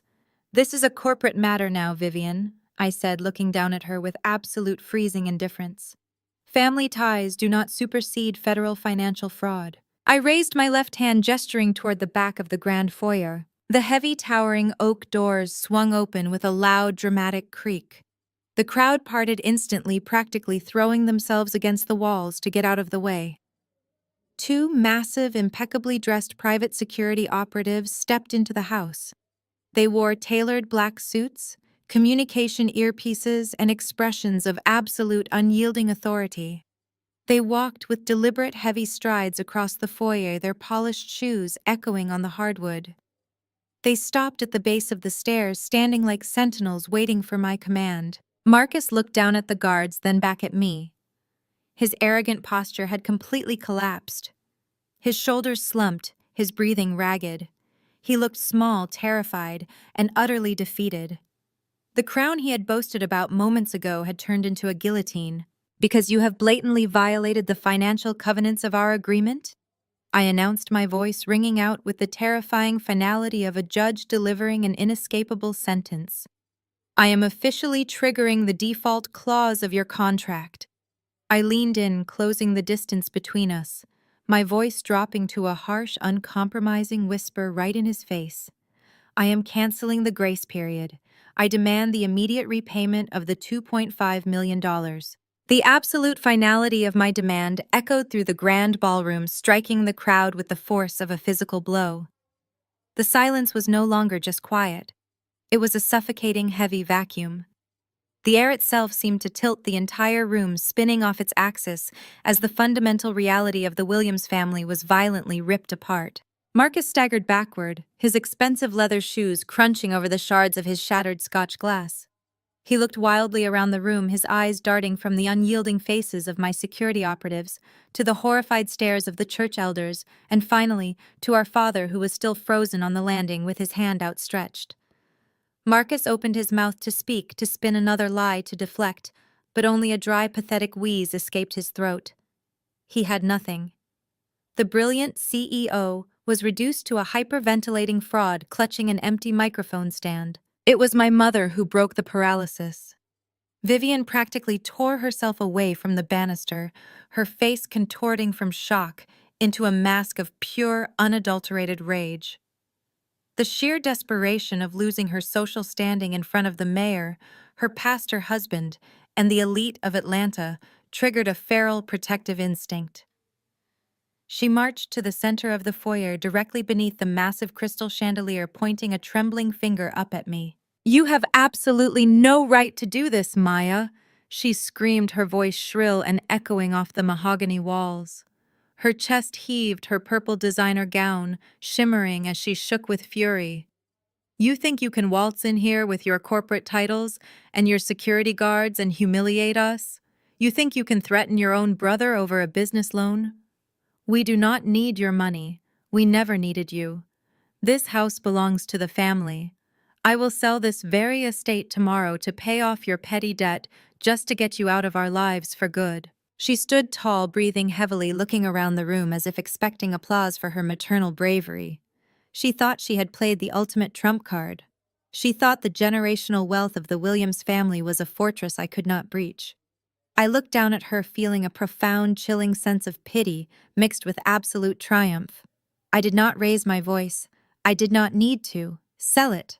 I asked, my voice gliding over the tense crowd like ice water. I reached a hand out behind me. Sarah, my lead investigator who had silently materialized at the top of the stairs, placed a heavy authenticated legal document folder directly into my palm. It was not a prop. It was a certified notarized weapon. I held the thick manila folder up, staring directly into my mother's wild, defiant eyes. Did you somehow forget that 4 years ago the National Bank initiated a full foreclosure on this property? Because you and Dad defaulted on the primary mortgage for 8 consecutive months, I asked, projecting my voice clearly so that every single guest in the house heard the exact details of their financial ruin. Did you think the bank just magically stopped calling? Did you think your debt just vanished into thin air because you prayed about it at church? My father's face turned the color of ash. He took a staggering step backward, grabbing the wall for support. The leather folio he had so proudly handed to Marcus slipped from his grasp, tumbling down the carpeted stairs and landing face down near Vivian's feet. I bought this house outright from the bank the day before it was scheduled to go to public auction, I stated, dropping the final devastating truth on the room. I paid your toxic debt in full to keep you from being thrown out onto the street. This historic family estate has been legally registered under my holding company for 4 entire years. You do not own the walls. You do not own the floors. You do not even own the chandelier hanging over your head. I turned my gaze to my father, who looked as if he were actively having a heart attack. You just stood on that staircase and pompously announced that you were transferring the deed to Marcus, I said, shaking my head in slow, deliberate mock sympathy. You wrote a grand public will leaving a house that does not even belong to you. You gave your golden son a kingdom made of absolutely nothing but your own delusions. The reaction from this crowd was instantaneous and devastating. Sister Jenkins let out a loud, theatrical gasp, fanning her face with her program. The mayor leaned over and whispered something urgent to his security detail, clearly preparing to make a rapid, quiet exit to avoid the political fallout of being associated with a massive fraud scandal. The wealthy congregants who had spent decades kissing my parents' rings were now openly staring at them with disgust and pity. The Williams family legacy was dead. My mother collapsed onto the bottom step of the staircase, her legs simply giving out beneath her. She covered her face with her hands, letting out a sharp, ragged sob as the illusion of her high society life shattered into dust. My father remained frozen against the wall, staring blankly at the floor, stripped of his authority, his pride, and his pulpit. But the most spectacular reaction came from the woman standing near the front row. Chloe had been clutching the fraudulent transfer papers to her chest like a shield. As my words registered in her brain, as the irrefutable truth washed over her, her entire physical demeanor shifted. The sweet, maternal, fiercely loyal wife act evaporated entirely. She looked down at the leather folio at her feet. She looked at the matte black G-Wagon parked outside the window, knowing it would be seized by morning. She looked at her husband, the man who had promised her an empire, millions in venture capital, and a lifetime of effortless luxury. She realized she was married to a man who owned absolutely nothing. The generational wealth was a lie. The business was an empty shell. The $2.5 million was gone. She was facing federal fraud investigations, crushing debt, and immediate eviction. Chloe dropped the papers. She slowly turned to face Marcus. Marcus, terrified by the look in her eyes, put his hands up defensively. "Chloe," Baby, listen to me, he pleaded, his voice cracking. I can fix this. I can talk to the investors. We can structure a repayment. You lied to me! Chloe screamed, the sound tearing through the ballroom like a siren. Her face was twisted into a mask of pure, unhinged fury. Marcus took a step back, his eyes darting toward the exits. Chloe, please do not do this right now, not in front of everyone. You told me we were rich, she shrieked, launching herself at him. You told me you owned this house. You told me that money was ours. You are a broke, pathetic liar. She did not stop at screaming. The realization that her entire future had just been incinerated pushed her completely over the edge. She swung her arm, her hand striking Marcus hard across the face. The sharp, violent smack echoed loudly. Marcus stumbled, raising his arms to shield his face, but Chloe was relentless. She grabbed the lapels of his expensive bespoke velvet tuxedo, shaking him violently. You ruined my life, she shrieked, clawing at his chest, her manicured nails catching the fabric. I married a fraud.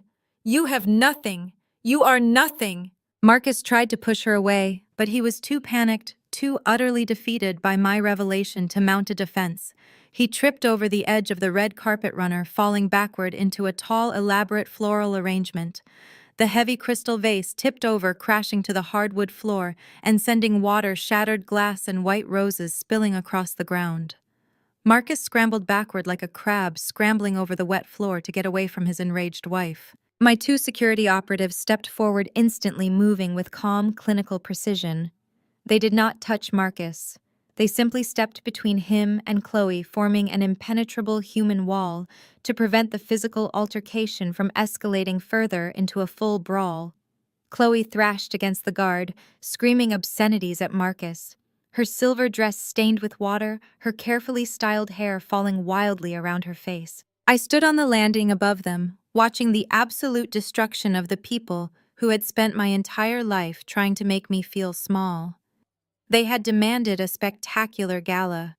They had begged me to come and witness their triumph. I had simply obliged them. I looked down at the wreckage. My mother weeping on the stairs. My father broken against the wall. My brother cowering on the wet floor behind my security team. My sister-in-law screaming like a banshee. The jazz quartet had long since packed their instruments and fled. The guests were rapidly streaming toward the front doors, eager to escape the collapsing house before the police inevitably arrived to investigate the financial crimes I had just laid bare. I turned my back on the chaos, handing the microphone to Sarah. The deed was done. The truth was out. The Williams family legacy was finally permanently extinguished. But the spectacle was far from over. As I handed the microphone back to Sarah, preparing to walk away from the wreckage of my family, a new and entirely distinct sound pierced through the collective shock of the retreating crowd. It was not another scream of rage. It was a high-pitched, desperate, highly theatrical wail. If a camera had been circling the grand ballroom, gliding fluidly through the frozen, horrified guests, it would have captured the exact calculated microsecond where Chloe realized that physically assaulting Marcus was not going to restore her vanished wealth. She knew she was trapped in a house she did not own, married to a man with zero assets facing imminent federal fraud charges. So she resorted to the oldest, most insidious survival tactic in her playbook. She dropped heavily to the wet, ruined hardwood floor, right amid the crushed white roses and shattered crystal of the broken vase. She curled her body inward, pulling her knees up and wrapping both arms fiercely around her slightly swollen belly. The manic, furious shrieks transformed instantly into loud, hyperventilating sobs. It was a masterful, instantaneous pivot from enraged gold digger to helpless, terrified victim. She looked up, her mascara perfectly smudged beneath her wide, panic-stricken eyes, aiming her tear-streaked face directly at the departing crowd. The grand foyer was still packed with the most prominent, wealthy black families of Greater Grace Ministries, alongside the city officials my father had courted for decades. Chloe knew exactly what she was doing. She was weaponizing her fragility. She was banking on the inherent cultural empathy of the church elders and the maternal instincts of the older women in the room. Please, Chloe wailed, her voice cracking with manufactured terror, reaching a trembling hand out toward the congregation. Please, you have to believe me. I did not know anything about this. I am just a mother trying to protect her unborn child. The mass exodus toward the heavy oak doors immediately slowed. The steady shuffle of expensive shoes ground to a halt. Human nature is a predictable thing, and the sight of a sobbing pregnant woman on the floor naturally commands attention. Sister Jenkins stopped in her tracks, her hand hovering over her pearl necklace, her eyes darting between my weeping sister-in-law and my stoic, unyielding stance on the staircase. Several deacons exchanged uneasy glances. The collective mood of the room began to waver, teetering on the edge of misplaced sympathy. "They forced me to do it!" Chloe cried out, her voice echoing off the mahogany walls. She pointed a shaking, accusatory finger directly at Marcus, who was still cowering behind my security team, and then dragged her finger upward to point at my father. They lied to me. Marcus told me the money was a legitimate investment. Pastor David told me this house was ours. He told me the Williams legacy would protect us. I am a victim of this family's corruption. I come from nothing, I just wanted to be loved, and they used me. They forced me to go along with this nightmare. My father let out a strangled gasp, stepping away from the wall as if he had been physically struck by her accusation. "Chloe, how dare you?" He stammered, his pastoral voice shaking with a mix of outrage and terror. But Chloe ignored him, weeping louder, burying her face in her hands. "I did not know the money was stolen," she sobbed, rocking back and forth on the floor. "I am innocent. Please have mercy on me and my baby." I stood completely still on the landing, watching her performance with a cold, clinical fascination. It was a desperate, transparent attempt to paint me the dark-skinned, composed, financially ruthless woman standing above her as the cruel aggressor, while casting herself as the naive, manipulated captive of my corrupt father and brother. She was betting everything on those white tears. She was betting that the congregation would turn their judgment entirely onto the Williams men and offer her their protection. I turned back to Sarah. She was already holding my digital tablet, her face an unreadable mask of professional efficiency. She did not need a verbal command. We had prepared for every possible contingency, including this exact brand of emotional manipulation. I took one step back toward the edge of the landing, looking down at the sobbing woman on the floor. "You are a truly remarkable actress, Chloe," I said, my voice carrying a quiet, ringing clarity that effortlessly cut through her hysterical crying. "You truly are. But there is one fundamental flaw in your performance tonight." Chloe stopped rocking, her sobs hitched in her throat. She looked up at me, her eyes wide with a sudden, genuine spike of fear. "When I purchased this property from the bank 4 years ago," I continued, my words dropping like ice onto the silent crowd. "I had it fully integrated with Apex Capital's corporate security framework. That includes high-definition cloud-backed audio and visual surveillance in every primary living space to protect my assets, including the grand parlor right down the hall." I nodded at Sarah. Sarah tapped a single key on the tablet. The massive audio system that had been playing soft jazz just an hour ago crackled to life. Suddenly a voice blasted through the ballroom speakers. It was crisp, cold, and dripping with malicious entitlement. It was undeniably Chloe's voice, completely devoid of the hysterical, weeping fragility she was currently displaying on the floor. "Are you an idiot, Marcus?" the recorded voice of Chloe snapped. The audio was crystal clear, capturing the faint clink of a glass in the background. "Just use her LLC credentials. Maya is too obsessed with her little spreadsheets to even notice the wire transfer." A collective gasp swept through the church members. Sister Jenkins physically recoiled, pressing her hand over her mouth. Then the panicked, recorded voice of my brother echoed through the room. "It is federal fraud, Chloe. If she catches us, she will destroy me. You do not know how ruthless she is. She will not catch us." The recorded. Chloe sneered, her tone vicious and utterly dismissive. "And if she does, your father will just shame her into silence like he always does. Pastor David has that entire church completely brainwashed. He will just stand at the pulpit and say it was a private family loan. I want that G-Wagon, Marcus. I want the lifestyle you promised me. Just forge the damn signature. She is your sister, she owes us this money. Take it. Sarah tapped the tablet again, cutting the audio. The sharp silence that slammed back into the room was absolutely toxic. It was not the silence of shock or confusion. It was the heavy, suffocating silence of pure, irrevocable disgust. The white tears had completely spectacularly backfired. Chloe sat frozen on the floor, her mouth hanging open, her hands dropping away from her stomach.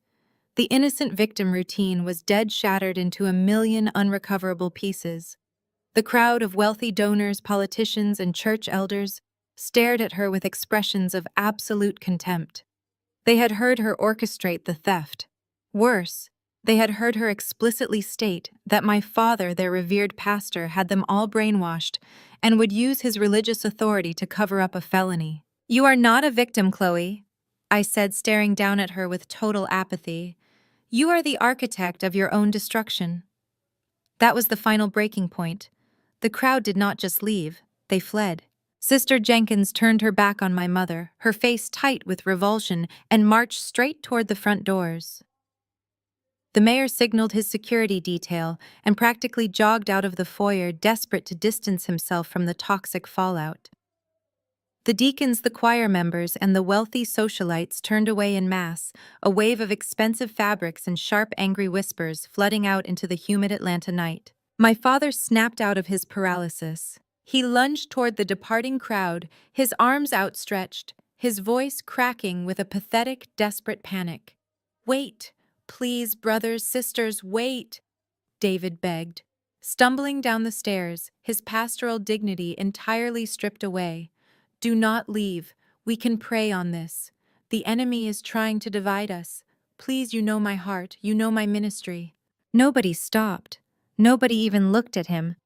The people who had hung on his every word for decades, the people who had funded his lavish lifestyle and fed his towering ego, simply walked out. They brushed past him as if he were a ghost, leaving him standing in the center of the foyer, reaching out to an empty room. The heavy oak doors slammed shut behind the last guest, the booming sound echoing through the cavernous, newly seized property. The brownstone was silent. The grand party was over. My mother was weeping uncontrollably on the stairs. My brother was shivering behind my security guards. Chloe was staring blankly at the wet floor, completely ruined. And Pastor David Williams stood alone in the center of the room, his congregation gone. His reputation annihilated, his entire world burned to the ground. I turned back toward the staircase railing, my movements deliberately slow, anchoring the center of the room in absolute stillness. The world around me seemed to shift into a surreal, suspended state of slow motion.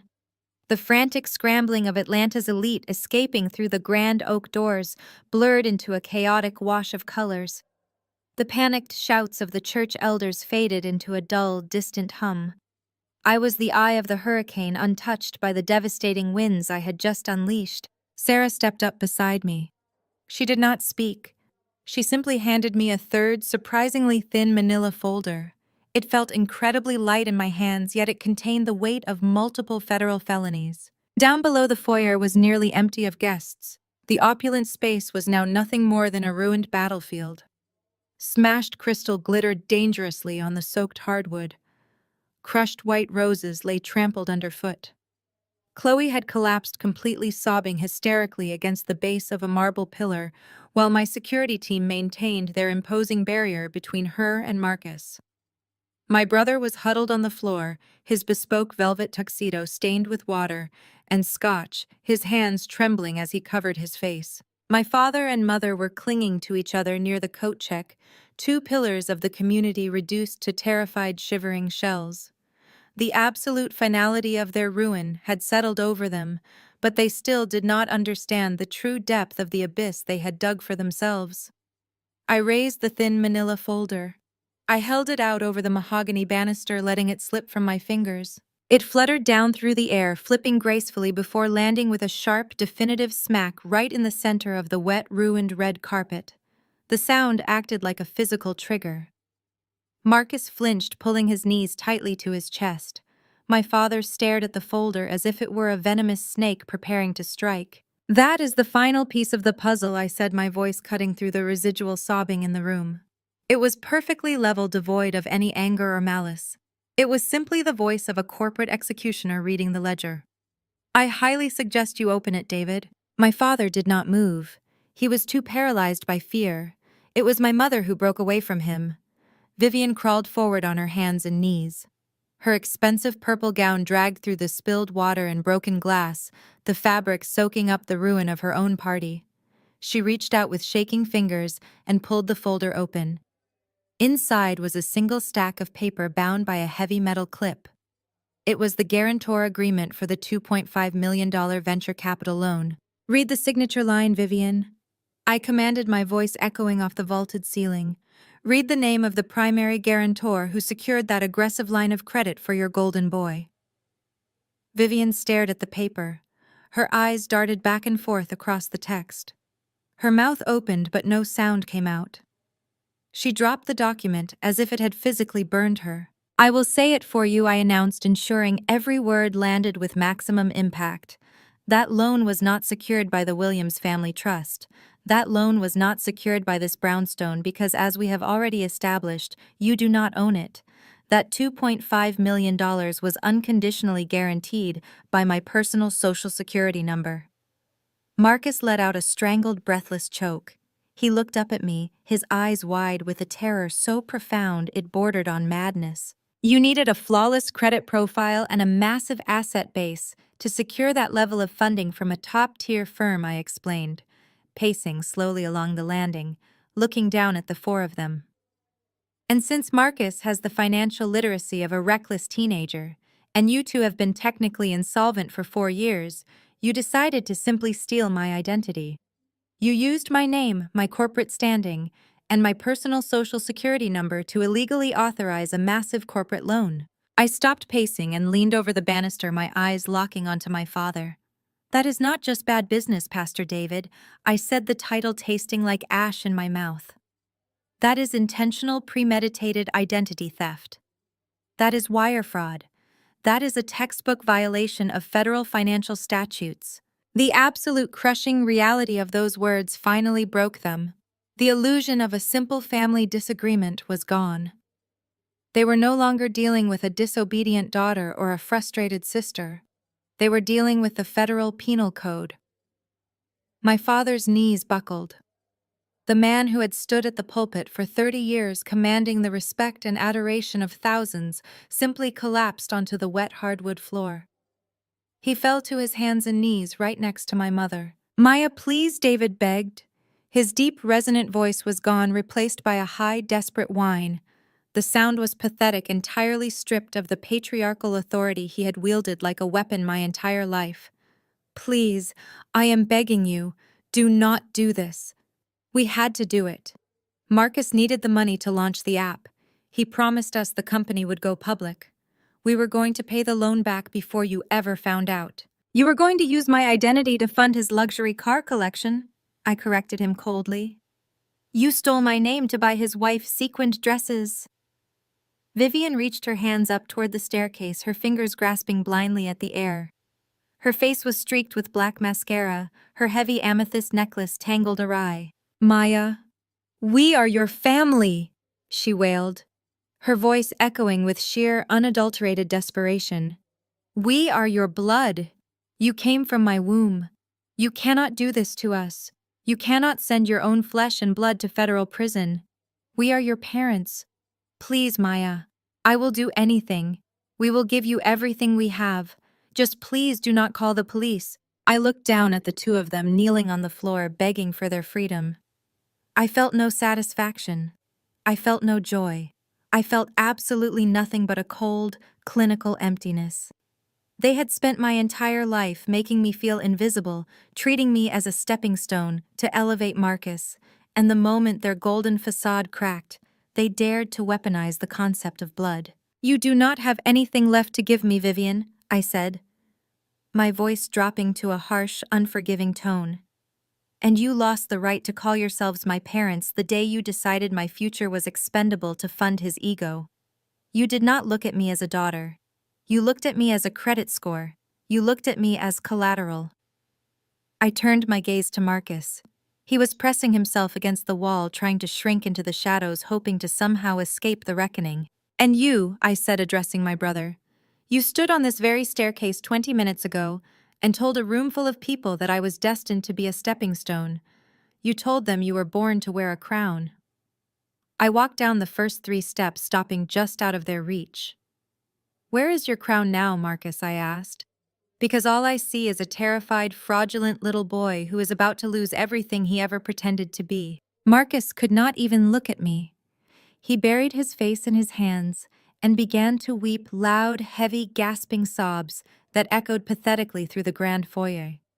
Chloe, seeing her husband reduced to a crying, broken mess, turned her face to the wall in absolute disgust. "Maya, please."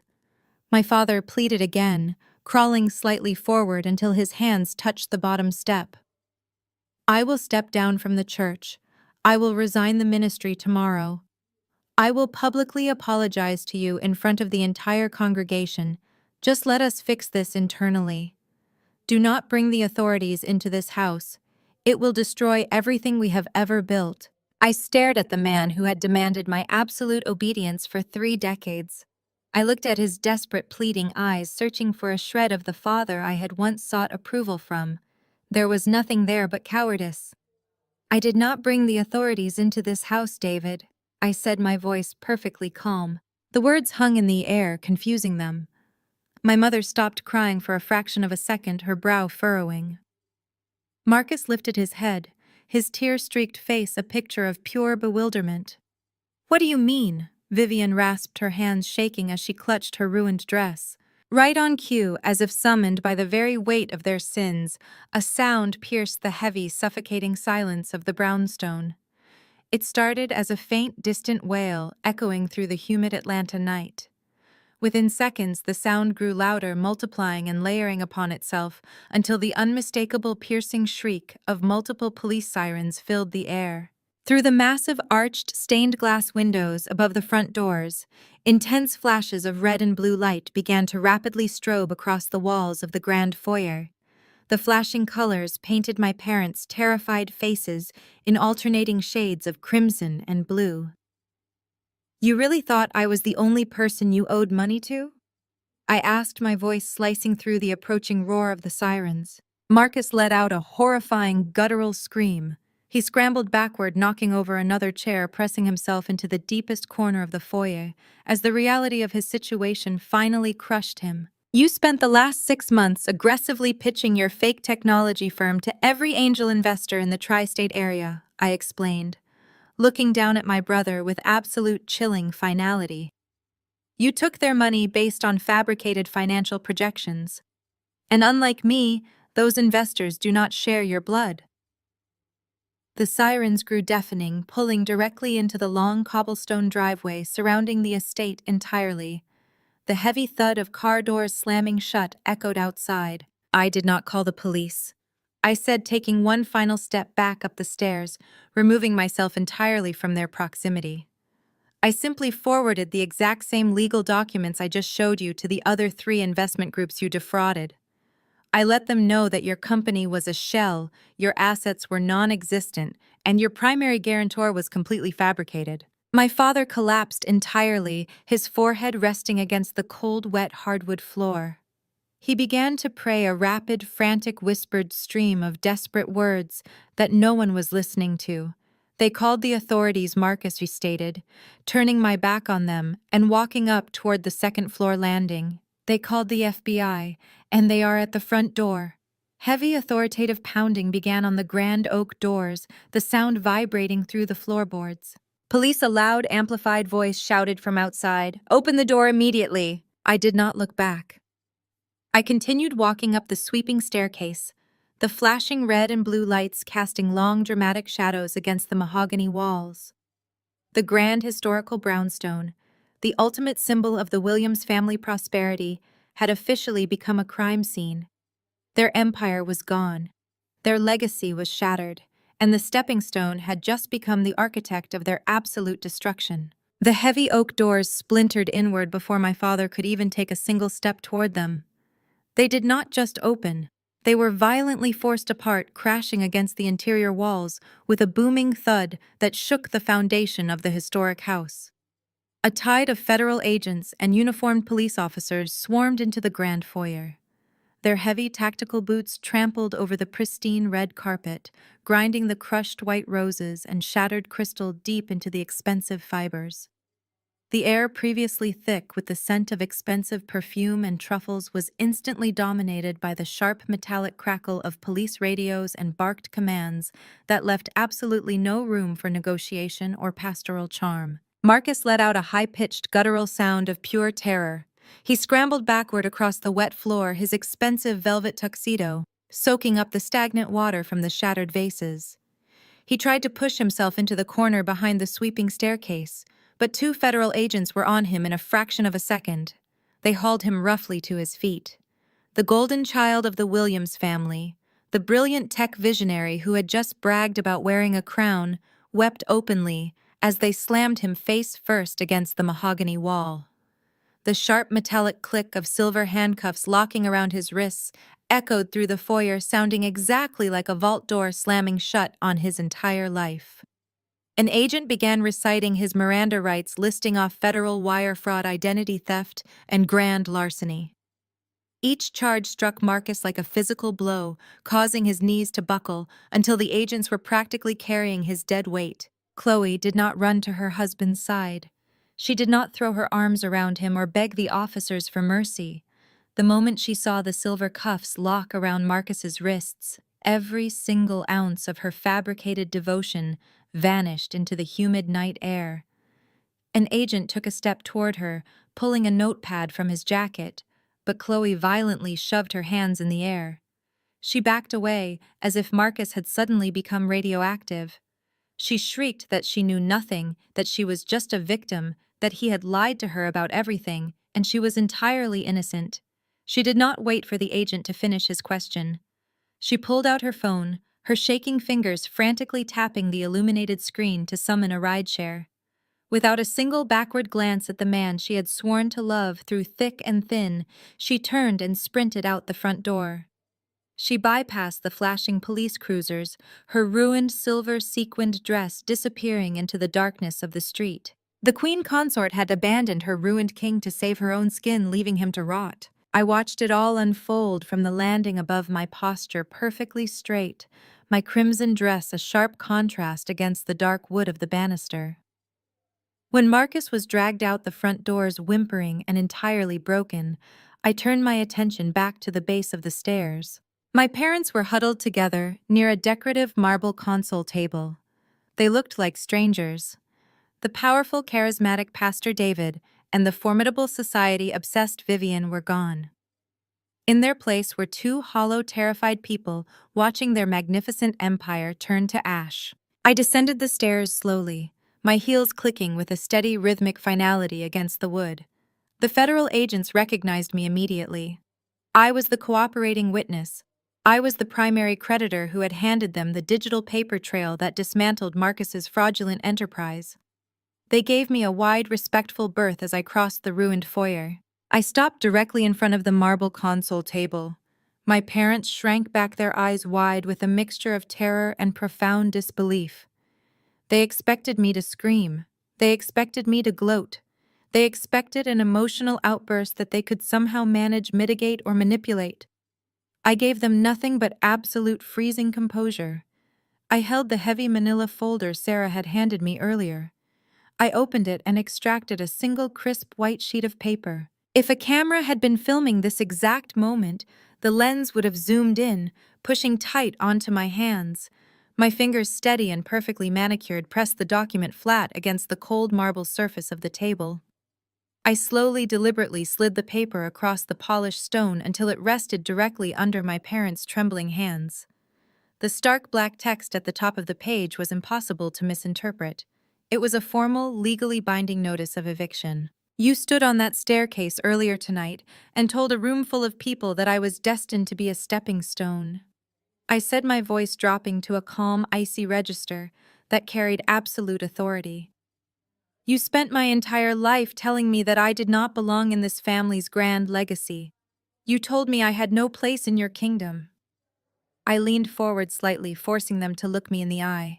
You were right, I whispered the words, striking them like a physical curse. I have no place in your fabricated legacy, because I built my own. You have exactly 24 hours to vacate my house. Vivian stared down at the eviction notice. Her eyes darted frantically across the legal seals, the court stamps, and the undeniable proof that her entire life was legally owned by the daughter she had despised. The realization was too massive, too violently destructive for her mind to process. The grand society galas, the country club memberships, the prestige of being the pastor's wealthy wife, it was all instantly annihilated. She let out a sharp, ragged gasp, clawing at her throat, as if she could no longer pull oxygen into her lungs. Her eyes rolled back into her head, and she collapsed, fainting dead away onto the waterlogged floor. David dropped to his knees beside her, his hands hovering uselessly over her prone form. But before he could even call out for medical help, a shadow fell over him. A senior FBI agent stepped up behind my father, placing a heavy hand on his shoulder. The agent's expression was grim and entirely devoid of the reverence my father was accustomed to receiving from his congregation. David Williams. The agent stated, his voice cutting through the remaining tension in the room. You just stood in front of 300 witnesses and publicly announced the transfer of assets purchased with stolen federal funds. You are going to have to come with us to answer some questions regarding your complicity in your son's financial fraud. My father looked up, his jaw trembling. He opened his mouth to deploy his legendary pastoral charm to spin a narrative of a misunderstood father trying to bless his son, but the agent simply shook his head and pulled a pair of handcuffs from his belt. The sharp click of the restraints locking around David's wrists echoed loudly. He was hauled to his feet, stripped of his dignity, his bespoke suit stained with the dirty water from the floor. He did not look at me as they marched him out the door. He kept his head bowed, the mighty patriarch finally broken by the weight of his own breathtaking hubris. Paramedics arrived moments later to tend to my unconscious mother. They hoisted her limp body onto a stretcher and rolled her out the heavy oak doors, following the exact same path of absolute disgrace as her husband and her golden son. The federal agents finished cataloging the scene, securing the perimeter, and stepping out into the humid night. The flashing red and blue lights finally faded from the stained glass windows. The chaotic blare of police radios and sirens drifted away down the oak-lined street, disappearing into the distance until there was nothing left. Sarah gave me a silent, respectful nod before signaling our private security team to exit through the rear of the property. I stood completely alone in the center of the grand foyer. The massive brownstone was empty. The garish ice sculptures outside had melted into nothing but useless puddles on the brick walkway. The shattered crystal and ruined roses lay scattered across my floor. I looked up at the soaring ceiling, breathing in the cool, clean air. For the first time in my entire life, the house was consumed by a perfect, unbroken silence. Exactly 1 month later, that silence still held, but it was no longer heavy or suffocating. It was bright. The morning sun poured through the arched, stained glass windows, casting vibrant, colorful patterns across the newly cleaned hardwood floors. I walked slowly through the empty grand foyer, my footsteps echoing lightly in the vast space. The oppressive mahogany furniture, the gaudy portraits of my father, the suffocating velvet drapes, they were all gone. The brownstone was finally breathing. The fallout from that night had been swift and absolutely merciless. Marcus was currently sitting in a federal holding facility downtown, denied bail as he awaited trial for multiple counts of wire fraud and identity theft. Chloe had wasted no time. The very next morning, her lawyer filed emergency divorce papers, and she practically vanished into thin air, leaving absolutely no forwarding address. My parents had fared no better. Stripped of their pastoral titles and entirely excommunicated by the church elders, eager to distance themselves from the scandal, David and Vivian had been forced to move into a cramped, dilapidated 2-bedroom apartment on the outskirts of the city. Their empire of illusions had crumbled into absolute ruin. I stopped in the center of the former parlor, running my hand along the edge of a sledgehammer resting on a heavy canvas tarp. I picked it up, feeling the solid weight of the wood and steel. I took a deep breath, swung the hammer back, and drove it incredibly hard into the dark, oppressive plaster wall. The crack was deafening and deeply satisfying. Dust bloomed into the crisp sunlight. I swung again, tearing away the physical remnants of my past. This historic estate was no longer a monument to male ego and generational deceit. I was gutting it down to the studs. By next spring, the Williams Foundation for Female Entrepreneurs would open its doors right here, providing venture capital and legal protection to women building their own empires from scratch. As I lowered the hammer to inspect the damage, Sarah walked into the room, her boots crunching over the plaster debris. She held out a single wrinkled envelope. It had arrived at my corporate office that morning. I recognized the frantic, shaking handwriting immediately. I tore open the seal and pulled out the lined paper. It was completely soaked, the ink running in dark, smeared rivers from Vivian's desperate tears. The letter was a frantic, rambling plea from her shabby new reality, begging me for a financial lifeline, begging for mercy, and begging for the forgiveness of the daughter she had spent her entire life trying to destroy. I did not finish reading the letter.